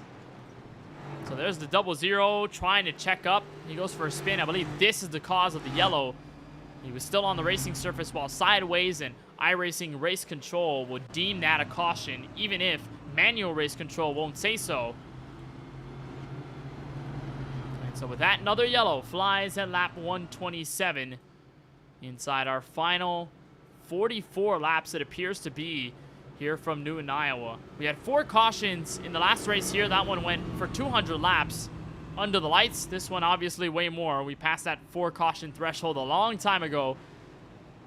But what that will do will bunch up the field once more as Tony Kibbett gets his wave around. And Forster, Peel, Porter, and all of these guys, AJ Green will have a shot, all of them at the race lead. So if you're just joining us tonight, of course, welcome to our broadcast of the 4 Wide Racing Cup Series here on MaxSpeedTV. We have a lot more coming for you in the rest of the schedule, and that begins with the trip to the Monster Mile. Dover Motor Speedway next up on the tally. That'll be next week. Rather, we will go about 2 weeks off, so we'll visit in late April at Dover Motor Speedway, and then we'll come back at Darlington, then for Daytona under the lights, and that will end our regular season. We'll kick the playoffs at Bristol, then the Charlotte Roval Pocono for the first round, then the second round with Charlotte, Talladega, and Phoenix before we head to South Florida for the final race of the 4 Wide Racing Cup Series in Season 5. At Homestead, Miami. It is our 3rd different Championship 5 location in the past 3 seasons. Of course, last time around we saw Texas as the finale. Before that, it was Atlanta. And this time around, it is South Florida and Homestead, Miami, which in my humble opinion, probably should stay as the championship race in this series, and they should go back to it in real life in the NASCAR Cup Series. But I digress, and we'll see Homestead as the finale. But, of course, the biggest thing to worry about is that run for the playoffs. By each race, each of the chances start to diminish. If you're any one of those guys who does not have a win, who does not have that golden ticket for the run for the championship, well, you've got to fight your way and be a little gritty if you want to get your way into the round of 15, and at least that first one at Bristol in a couple of weeks' time. And for the drivers, majority at the front, Colin Forrester, Lawson Peel, and AJ Green, they won't have to worry at all. They've all got wins this season. Of course, Forrester, we mentioned it earlier in our broadcast, 3 over season 5, his first at the opener at Daytona, his second at Las Vegas, his third at COTA. Lawson Peel, the most dominant driver of the series to date. His win came in race number 2 at Michigan, then picked up his second at Watkins Glen, his third shortly after at Kansas, and then came back to victory lane at both Texas and Auto Club. AJ Green, the surprise win at New Hampshire in race number 11. Jaden Porter and I believe Jesse Prees. Yes, the only drivers out of your top 6 that do not have a win this season. Brandon Banks, of course, victorious at the Talladega Super Speedway. And so a lot of opportunities open for either momentum builders on behalf of the biggest drivers in our series up to date, and then probably those in the back end of the top 10 still looking for their first in the season. Jaden Porter will be looking for his second career win. And then for the drivers in front of him, AJ Green, eyeing down, I believe it would be his third or fourth win of the season, rather of his career. Excuse me. Jaden Porter will be looking for his second. Lawson Peel will be looking for his 14th. Colin Forrester eyeing down on his 9th. So we're doubled up. Lights are off on the iRacing official pace car with 40 laps to go from Iowa Speedway. We'll see if we can end this race under green. And just as a quick note, these drivers have gone 33 laps on their stint. We probably should see pit road stops at some point.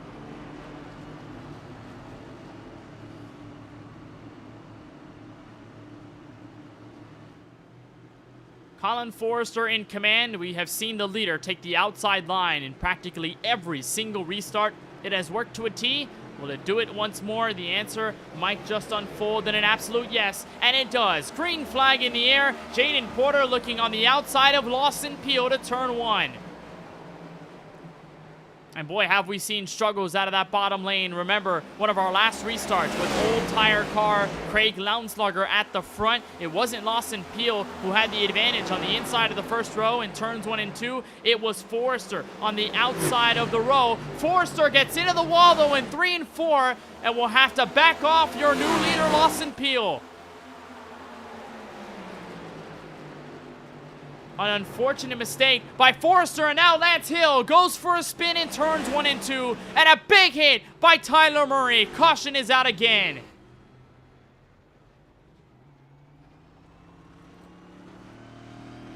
You could see it as clear as day. That one machine who had been fighting behind the wheel all night long succumbs to this spin in turns 1 and 2.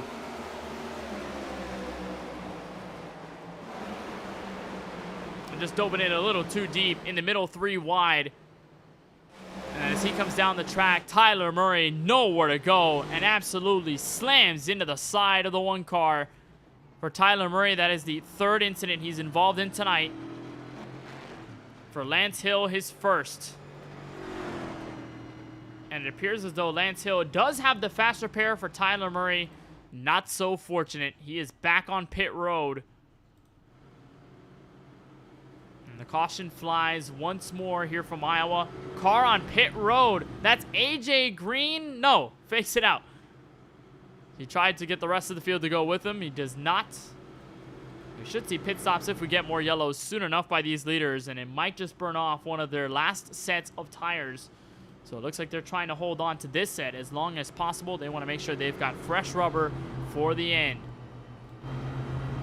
Caution out again here from the virtual Iowa Speedway. There's a look at the season schedule once more. We go to Dover, Darlington, and Daytona. And just a look at the entire stretch of Season 5 that we've had since the World Center of Racing at Daytona to kick off the year. Of course, we had our duels.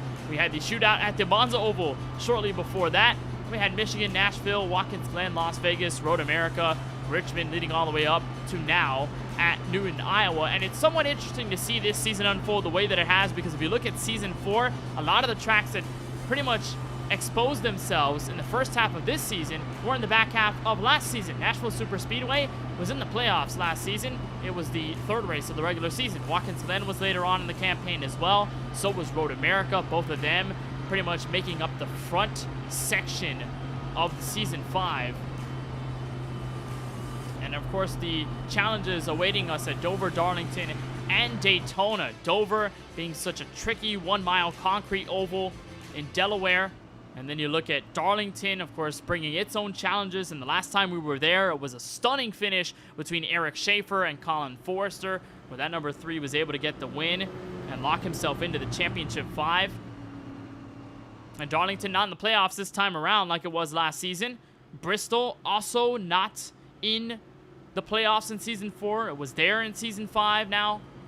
And there's just a lot of changes overall that Tyler Murray and the Adamants have done to shake things up and to make these drivers kind of force their hand a little bit. It does get a little, maybe tedious, maybe a little bit usual to see the same tracks and the same parts of the season. But we have seen change after change after change, and you got to tip the hat off to Tyler Murray and the rest of the 4 Wide Adamant team. And of course, all the drivers, the league-wide support that we have had.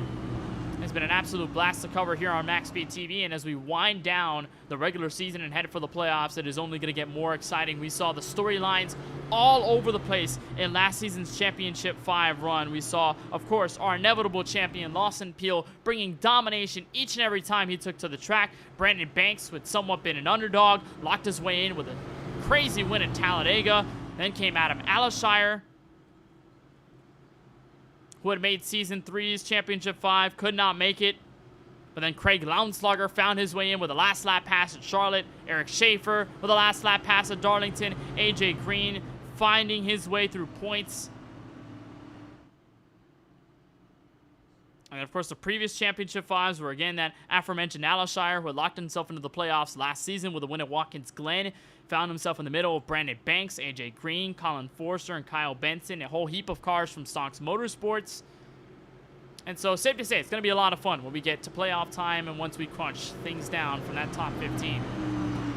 All right, lights are off on the iRacing official pace car. We're ready for a restart at lap 139 of 171. Getting into the final 30 laps with Lawson Peel at the front. On the outside, Jaden Porter on the bottom. In second, AJ Green and Brandon Banks third and fourth. Jesse Prees and Eric Schaefer lining up those two in row number 3. And nice run for Eric Schaefer and Jesse Prees, those two who have had different stories since lap number 1. Jesse Prees had been hanging around the back all night long with a chance at a top 5. Eric Schaefer, of course, had the front for a while and has since put himself in some incidents, but definitely, after getting that fast repair, has done a fantastic job of keeping that Camaro clean, and we'll see if he can do it in the next 33 laps or so, and maybe have a shot at 2 wins consecutively. Pace car is down. The 12 of Lawson Peel commanding the ship. Green flag back in the air from Iowa.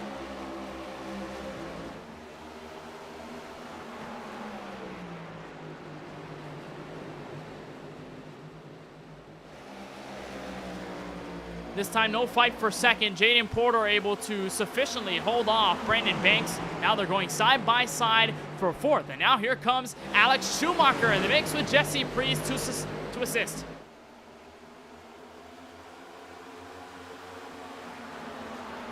Almost 3 wide near the back end of the top 10. That's Colin Forrester peeking his way through. And remember, the struggles that Forrester went through as he got into contact. And now dealing with the back end of the field, similar to Indianapolis, where he had to pick up to ultimately get a top 3. And look at how he maneuvers the outside to get a lick of a run as Jaden Porter finds himself in trouble, gets loose at the exit of 4, and now finds himself in the Hornet's nest. Brandon Banks shuffles to P2, and Alex Schumacher looking for third. And Banks loose in turns 3 and 4. He'll wash up the track, and that could have been disastrous. Porter finds his way back to second. We're 3 wide in the back end of the top 7.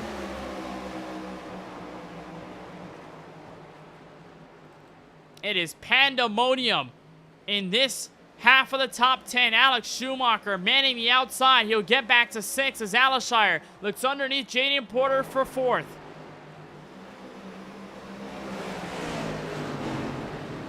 And car sideways. Eric Schaefer, some smoke in turn 4. And he'll save it. And the drama only continuing. And the last thing you want to see is these drivers going all over the place. If you're Lawson Peel, you love the sight. But if you're everyone else, you want to stay out of trouble. Battle for second. Colin Forrester on the inside of Lounslugger. Oh, and Peel loose. Middle 3 wide. Here comes Lounslugger to the point. The mistakes are starting to unfold here from Iowa Speedway. And Craig Lounslugger, who has not seen the lead all race long on lap 144, gets over the hump. And the American Airlines car looking for a second straight win at this facility. You have to imagine what Colin Forrester's going to do. Last time they crossed the stripe a little bit faster, but both at 24.9s. And Forrester, who has been one of the fastest cars on the raw pace, and a try strategy. The good thing for the 13 is he's got the track position now that the caution is waved, and I believe it's Jesse Prees in trouble. Yes, it is. Turn 3. Or rather, turn 2.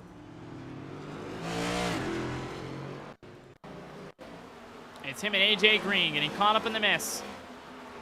You see them both on the back end of the top 10. I think Green just might have lost it all by his own. Yes, he does. In the middle of the seam, and Jesse Prees just slides right up into him. And both of them go hard into the wall. Of course, Green and Prees have not used their fast repairs tonight, but this is the hardest hit we've seen out of that 48 this evening. And there he is, just trying to limp his beef machine back around. And there's that car just crab walking on the racetrack. And that suspension absolutely not happy. We should expect him to limp it down to pit road once it opens. Lawson Peel potentially looking for a spot in. He does. He'll bring in his teammates with him. Brandon Banks and Eric Schaefer, Christopher Bishop and Rodney Roberts. Some of the others that are looking for tires at lap 147.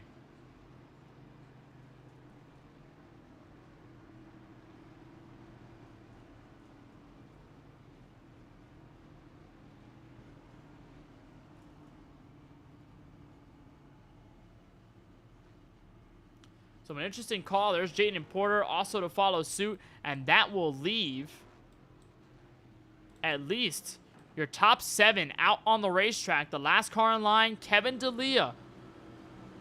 And so our first unofficial split on tire strategy here tonight. And you probably could expect that the drivers up front are expecting another yellow. They probably want this race to have another caution in the middle of the run to the finish.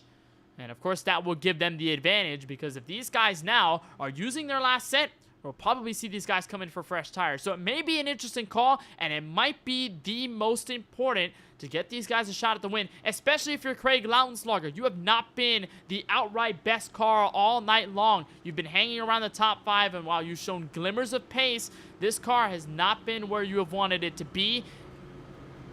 But now looking to go back to glory, just like he did in Season 2 at this very track, owned by Rusty Wallace. And the 13 of Lounslugger now eyeing what's going to be the final 23 laps of glory. If he can hold on to it, Colin Forrester and Adam Alashire might give him the fight of his life. And remember, Lawson Peel, who has now come out of the field in 8th, will have the fresh tires with everyone else behind him. So there is that to watch. And if this race does go green at the end, these guys are going to have to stay on these old tires until the finish. And we should expect them to be able to make it on fuel. It doesn't appear like that's going to be the concern. A lot of them pitted at max 20 laps ago. And the max is represented by your leader in the 13. But everybody else should be able to make it to the end. Fuel not a concern. Tires, though, are going to be the difference maker at this juncture and at this stage.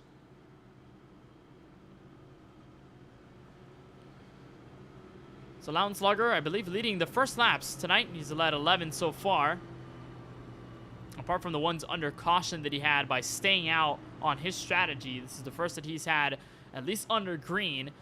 And now under this most recent caution. I believe the lights will go off at this time. So we should have a restart with exactly 20 laps left here from Iowa. With Colin Forrester, Adam Alashire, Alex Schumacher, and Tony Kibbett wrapping up the top 5. How about the back half of this top 5, though? Alex Schumacher in the 68. has had a whale of a race. Lowest at 13th. He started inside the top 10. And the rookie driver for Bacalhau Bueno Racing put himself in a formidable spot and utilized the outside to his advantage. And how about Tony Kibbett? Had to repair his car earlier tonight in a big hit on the back straightaway with Adam Alashire. Him and that 91 are both back in contention for this race. So it has been miraculous to see that comeback. Attrition has been in the cards, and with the fact that we've seen heavy hitters like Colin Forrester, AJ Green, and a couple of others be either taken out of this race or fall back through the field, it has opened up that door. There's a look at AJ Green sitting back in 15th, and since he has used a fast repair, Jesse Priest, Jaden Porter among those that also have used that 101. All chasing Craig Lounslugger, who will take the outside of the first row when we get this restart at lap 151 with 20 laps left.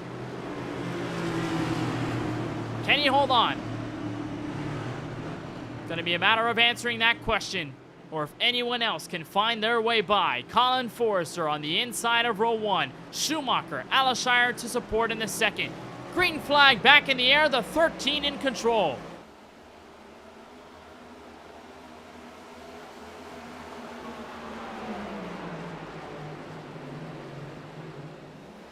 And here's Forrester breaking his way through on the bottom. The 99 eyeing the race lead in turn 3, and he's got it. There's Alex Schumacher on the far end of the screen, utilizing the third lane, but not enough to get around this 91. Lounslugger fighting back for the stripe. Lap 152.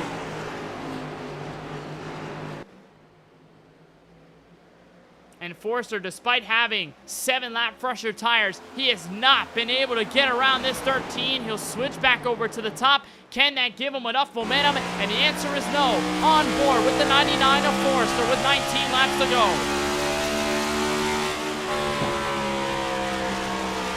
And if you're Forrester, the one thing you want to do is do what you're doing right now. Get in clean air. You do not want to be behind this 13 and have a bit of understeer, especially in 3 and 4, where that 13 has been hugging the middle and this 99 has been flourishing on the top. This might be a run useful for the first corner. It may not be good enough to get the race lead officially, but it is a decent setup. Battle for 5th. Lawson Peel on the fresh tires, now looking on the outside of Tony Kibbett. And remember, Lawson Peel, the highest running car on 7-lap old tires. And while your leaders continue to go at it with around 17 laps to go when they cross the stripe, they'll need a yellow if they want their tire call to work in fulfillment. Here comes Forrester back for the action in turn 1. And Lounslugger a little wide there, might open up the opportunity for Forrester, although he won't have that third lane in 3 and 4, and that will be the sacrifice. But he might get it, and he does for a moment. Switch over to the lead. Forrester back in front with 16 laps remaining. And there's Lawson Peel in all of this. Now on the outside of Alex Schumacher. Lawson Peel going to find his way through to try to get around Adam Alashire. Lounslugger once again peeking for the inside. Cannot hold the middle quite good enough. Forrester looking to pull away. And this 12 is methodically working his way. Car by car by car. Next driver with the most amount of laps put on their tires is Lounslugger at 29. And they make contact for third.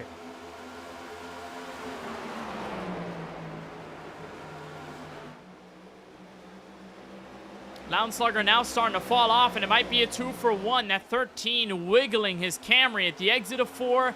And here comes Peel to the inside for second. By the way, next car in line on fresh tires, 8th place, AJ Green. Car on the wall, Lance Hill, turn 2. Will stay green. And that's going to hurt the 48 and the 1 car. And especially their momentum working on the back end of this race will cross the line for 13 laps to go, and it is all Lawson Peel's race to lose at this point. He's got the fresh tires, and remember, these cars that are staying out, they need a caution if they want to use that last set of Goodyear Eagles. For right now, that has not fallen their way, and the 12 running way up against the outside wall, looking for a run, and he is closing in quickly. But you have to be smart if you're Lawson Peel here. The last thing you want to do is put yourself in an incident, make contact with the 99, and cause that caution that you are trying to avoid. We've seen the 12 all over the place as they go side by side for third. Now here comes Peel to the inside for the lead. Fiery battle up front, now simmering out. Lawson Peel in control with 11 laps to go. And Forster's going to try his dearest to maintain that outside line. But of course the tires, way too big of an advantage for that SpaceX Camaro. Forster looking once again at the inside. And Peel's going to shut the door, side by side. Now around your top four, AJ Green, the next fresh tire car in line, finally ending up his way inside the top three or so. And you'll look on Alashire in the 91 for turn one. And if you're AJ Green, you wonder if the time might have just run out. And if you might have just tried to follow Lawson Peel a little closer as he was working his way through the field. Peel now has clean air, 0.4 of a second over Colin Forster. And then AJ Green settling back in third. He finally gets around Adam Alashire for P4. As Alex Schumacher, the last one to round out your top five. As there's the 12 of Lawson Peel, who, by the way, has finished inside the top three in the last 3 races and counting. How close he was to a win at Indianapolis, but could not get around his teammate and had to deal with Colin Forster before letting Schaefer run away with the victory. Gateway heartbreakingly lost that race to Joe Sanchez in the final laps. But then came his victory at Auto Club a couple of weeks ago. This would be his 6th race win of Season 5, his 14th of the career that he has put on in this 4-wide Racing Cup Series. And as he crosses the line, he'll get 7 laps to go.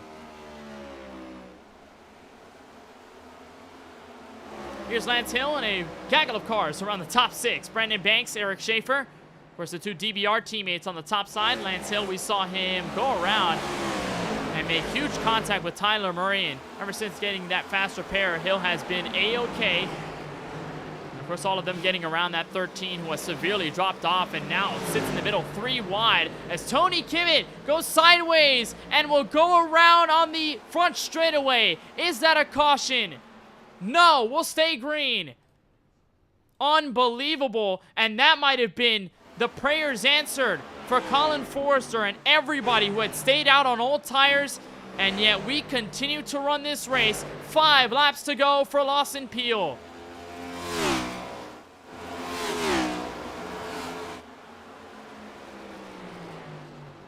And here's AJ Green looking onward. Colin Forster trying to play as much defense as possible. But in the end, it might not be good enough. As AJ Green finds his way to the bottom, Forster going to pinch his teammate as much as possible and will lose him more time. And both of them stay even as 2 seconds grow to maybe 2.1 and 2.2 and so on.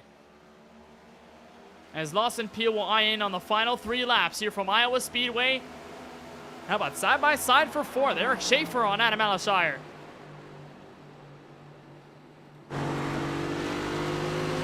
Alashire had to keep his car away from trouble. So does Eric Schaefer, who chases it to the grass and will try and keep his car collected. He does. And the drama only ensuing in the last couple of laps. Lap car Tony Kimmett in the way.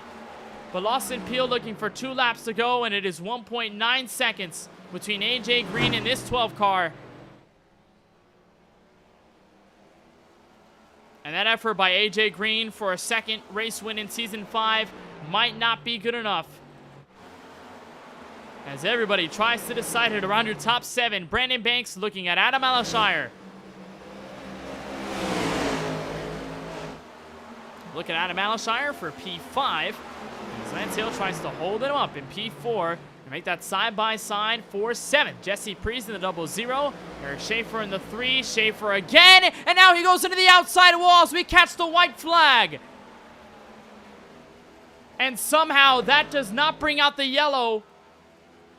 That could have been a huge call if it did.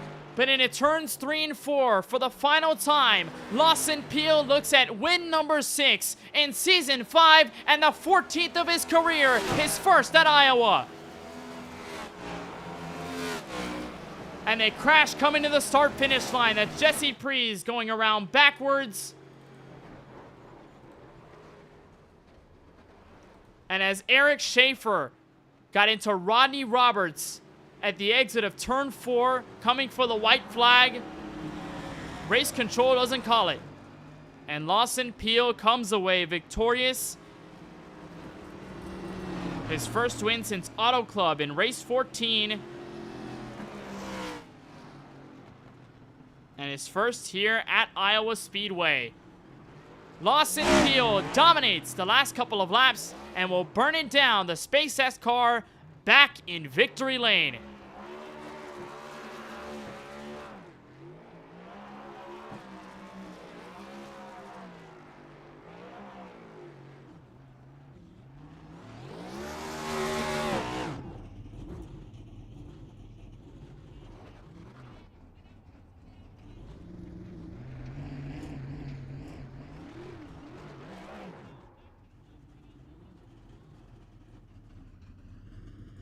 What a season it's been by Lawson Peel. Again, those last 3 top 3s in a row, Gateway, Indy, and of course Auto Club.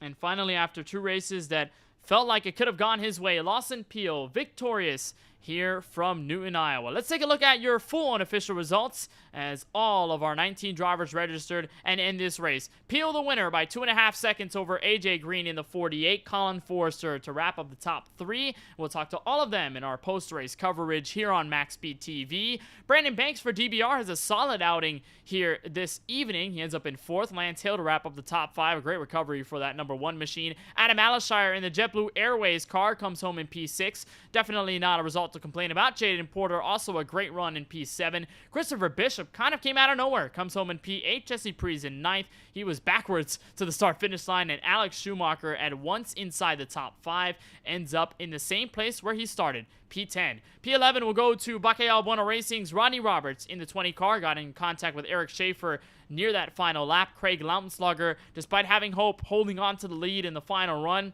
just could not hang on to it and dropped to the field to finish 12th. 13th will go to Eric Schaefer. He is the last car to finish this race on the lead lap. First car 1 lap down goes to Tony Kibbett in the 76. 14th, 15th to Kevin D'Elia, 10 laps down. Tyler Murray, Curtis Kelly, CJ Munier, and Joe Sanchez all end up DNF'd from this race to close off the 19 cars that registered and tried to race here at Iowa. Let's take a moment to talk with your race winner, the driver of the 12, Lawson Peel, who finds himself in a place all too familiar, victory lane. And Lawson, we talked about those last 3 races and how some of them didn't go your way. Auto Club, of course, did, but Gateway felt like it was ripped from your hands in 2nd. Indianapolis felt like it also could have been yours. How good does it feel to finally get a win back in this series after a couple of races and to get win number 6 in particular? Yeah, it feels great, especially at a track like this that I don't consider myself very good at. Yeah, those last 3 or so that you mentioned, really fun races. But man, I pull for my teammates to get wins, and I don't. I know that I win a pretty good bit, so I'm not upset when I don't win. So yeah, I was pumped to see Schaefer get that win last week and Joe at Gateway, and that's huge for them. I want to see those guys do good. So, but yeah, tonight was just all about tire management, and I was certainly burning the right rear more than I should have. Those cautions were kind of falling at opportune times there, pretty much right before my right rear was gonna really get hot.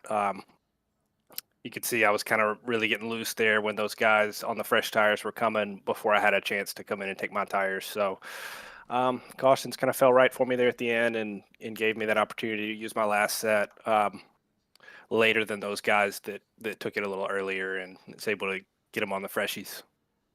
When we talk about tire management, how important that was to get this race victory. What was it like to work your way through the field? Of course, you had a shot at clean air earlier tonight when you led a couple out of the 47 laps total. But working your way through the field, were there some nerves there in the final laps that you were going to either burn your stuff up to get to the lead or any other thing like that? Yeah, I mean, navigating traffic at a track like this is nerve-wracking for sure. I was going to be content with whatever happened. like I said, I mean, I've had another great season, and I'm not going to get caught up on stuff. So it just kind of it just kind of played out well, and was able to get through there. I mean, the tires meant so much, and yeah, those guys certainly kind of bolted out of the gate on the restarts. Going a little faster than I was willing to go, just because I've made the mistake so many times in this car of just burning your right rear off, and you just get deathly loose, and there's no way to stop it. I mean, once that sets in, I mean, it's there for good. And so I've learned the hard way too many times to not push it too hard. And I was wearing the right rear way more than the right front tonight. I mean, I was asking my teammates what their tires were every time we were changing, and they were consistently more even between their right front and their right rear. And I was, bigger difference. So I was concerned about that. And I think that probably would have hurt me on a long run. But I guess I was kind of good in the middle part of the run. I'd kind of let those guys get out there, get their stuff hot. I'd come on in the middle. But, if it would have went really long, I don't know how that would have worked. Well, nonetheless, your team on a rampage. The last 4 races, all with DBR drivers to take a checkered flag, you accounting for 2 of them. And you get to 6 wins in Season 5 faster than last season. It took you 20 races to get 6 a couple of months back. It's taken you 17 to get 6. So what does that say about playoff Lawson Peel in the next couple of weeks? Yeah, hopefully that's a good sign. Dover and Darlington, the next 2, I kind of consider those like this track, not really great tracks for me. But tonight, I knew if I could get some laps and some repetitions in, I could figure it out. It's normally what happens for me here. I'm not too great at the beginning, but I'll figure it out eventually. And yeah, just that tire strategy just worked out perfect for me there. And when I was able to get out front, I mean, I was just, without a caution, was able to just kind of put it on cruise control there. So, yeah, it worked out and just kind of fell out of my lap there.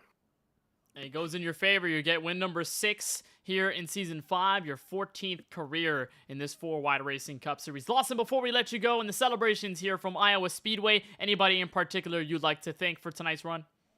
Yeah, thank you for doing the broadcast as always, Kenneth. Really lucky to have you, and all my teammates that you mentioned. Great to see us all doing well and winning like you noted there. So, yeah, just really enjoy racing with them every week. And thanks to Tyler Murray for everything he does for the league, everybody that watched tonight, and Paul's Setup Shop. Well, we certainly appreciate the time and the kind words as always, Lawson. Congratulations on your 6th win of the season, and we'll see you at the Monster Mile at Dover in a couple of weeks from now. Congratulations. See you there. Appreciate it. So that's Lawson Peel, winner once again in Season 5, and that 12 dominates the last sector here from Newton. We'll talk to the driver who comes home in P2, and that is the driver of the 48, AJ Green, who had to overcome quite an obstacle near the end. You went around twice in the span of a couple of laps. You repair that race car, you get all the way back to the front. What was it like to find your way back through the field in that last half of the race and get yourself second? It felt great on new tires, definitely passing people. After like 25 laps, I was just getting death wobbles going in the corner, and that's how I spun out first and the second time. It kind of sucks though. I got cleaned out at the second time. I didn't want to use my fast repair, but the car was undrivable. But yeah, the new tires really just felt good. You could just send it in the corner and it sticks way better than old tires. You talk about trying to handle this Iowa Speedway, which provided many challenges for everyone, including yourself. It's your first time at this track in this competition with these cars. So what was that driving experience like in total? I was actually surprised. It handled really well. I was expecting like really loose going in and like really loose going out. But no, it stuck really well when I was in practice. And almost it kind of felt like the Gen 4 in a way, which I drove a couple times, and I just really like Iowa, especially when the car handles right. Well, it certainly handles right for the Beef Machine this evening. So now, final 3 races of the regular season. Of course, you're locked in, much like a bunch of others, and including your teammate, Colin Forrester. It's Dover, Darlington, Daytona, a triple of D's, I guess, if you would call it that way. That does sound a little odd, but nonetheless, those 3 tracks next up on the schedule. What are your thoughts about those? I'm out of the 3 tracks, I'm excited for Darlington. I run well there in most of the cars I run. And I think the package there was altered in a recent update, so it's gonna be just fun and loose and just the way I kind of like it at Darlington. And Daytona, it's gonna be luck. I don't like it that way, but I have a experience with having luck on my side. And Dover, I'm just gonna try to survive. Well, hey, you got the win at Daytona last season near the end of the regular season, so there's just something to say about the Beef Machine. Might be someone to watch for. AJ, before we let you go here on this second place from Iowa, anybody you'd like to thank in particular? Shout out to broadcasting. Shout out to my parents. Shout out to my teammates. Colin was 3rd, and we all ran fairly good races. We all had some problems of our own, and shout out to Tyler for running the league. Well, AJ, of course, as always, we appreciate the time and ready to see that Beef Machine take on the Monster Mile in a couple of weeks. Congratulations on P2. We'll see you then. Thank you. That's AJ Green for Stonks Motorsports, ends up in 2nd. We'll talk to his teammate, Colin Forrester, who comes home in 3rd, and on the back end of that tire call as he stayed out. And Colin, obviously the biggest thing that we'll talk about prior to your entire race in total is that call there. Lawson Peel and company, a lot of them got fresh tires, including your teammate AJ Green. You stayed out. What was the thought process, and how did that entire strategy call come together near that caution? Well, that restart before that, I got super loose on the high side and scraped the wall a little bit, and then the caution came out. I figured while I'm back there, the best chance I was gonna have is just to pit, and then try and work my way up there and hope it stayed green, and stayed green for a little bit, and then the caution came out, and then the tires just, I didn't have enough there at the end, but it was fun. I managed to hold on to the 3rd place still, so still a good podium finish. Just obviously want to be a little bit better, but we'll take a podium and move on to next week. Or 2 weeks, we'll have a race. And this podium comes in a string of 2. Obviously, you had a top 3 finish at Indianapolis. Obviously, you've had a couple of wins throughout this season. So it feels like things are definitely on the momentum side. And with AJ Green now coming home in 2nd, what does that say about Stonks Motorsports and that collective group effort to get back into the playoffs and go for that championship 5 again? Yeah, we're just trying to keep some positive momentum going right now. We've been having pretty iffy finishes back here, but I'm just trying to stay consistently up front, and the wins will come as long as I'm doing that. And I'm just gonna move on with take it one race at a time and try and figure out what I can do to be awesome. Well, that next race in a couple of weeks, Monster Mile at Dover. What are your thoughts about Dover in specific? I don't even know. I don't even know the last time I ran Dover in this car, so. Might just be a guessing game of going in there, so I guess I'll figure out as it goes, and we'll see if we can get that checkered flag. Well, nonetheless, a lot of momentum regardless heading into the 4 Wide Racing Cup Series playoffs for Season 5. Colin, before we let you go on the podium finish from Newton, Iowa, anybody in particular you'd like to thank? Shout out to my dad watching, as well as everybody on Stonks. Once again, not a very consistent race for all of us, but we managed to get 2 out of 3 podium spots. So it was a pretty good race for us. And as well, shout out to you for doing the broadcast. Look forward to going back and watching it here soon. And just thank you to Tyler and everyone for having me in the league. Look forward to it every Wednesday. Of course, I certainly appreciate it, Colin. Thank you for the time. Congratulations on the top 3, and we'll see you at Dover in a couple of weeks. Yes, sir. See you then. That's Colin Forrester in the 99, lighting up the top 3 with AJ Green, and of course, your winner tonight, Lawson Peel. What a great race it was from Iowa. Of course, we had a lot of cautions, way more than the last time we visited this track. It was only 4 in total back in Season 2, way more this time around, but nonetheless, a lot of great racing, some strategy in the mix despite the flurry of yellows, and it is the 12 car who has been dominant all season to 6 wins, 17 races in, and like I said in that interview, faster than last time he got 6 wins in last season where it took him 20, so just a couple of races early. Maybe Lawson Peel could be here to set a record for most wins in a season. Let's take a look at the schedule once more before we wrap things up here on MaxSpeedTV, and there are the final trio of tracks that we are expected to see before we close off the regular season. Dover, in a couple of weeks' time. We'll take 1 week off, and then we return to Darlington. Then the lights of Daytona, the World Center of Racing, near the beginning, or rather midway of May, before we get closer to Memorial Day weekend. And then we'll kick off the playoffs at the Last Great Coliseum, Bristol Motor Speedway, Charlotte, Roval, Pocono to conclude the round of 15. Charlotte, Dega, and Phoenix in that second round. And then, of course, we'll have the Championship 5 gun for the title at Homestead Miami Speedway in mid-July. So for Tyler Murray and everyone from the admin team and race council at the 4 Wide Racing Cup Series, from all of us at MaxSpeedTV, and for myself in the broadcast booth, my name is Kenneth Bueno, saying so long from Iowa Speedway. Congratulations to Lawson Peel. We'll see you in a couple of weeks from the Monster Mile, Dover Motor Speedway.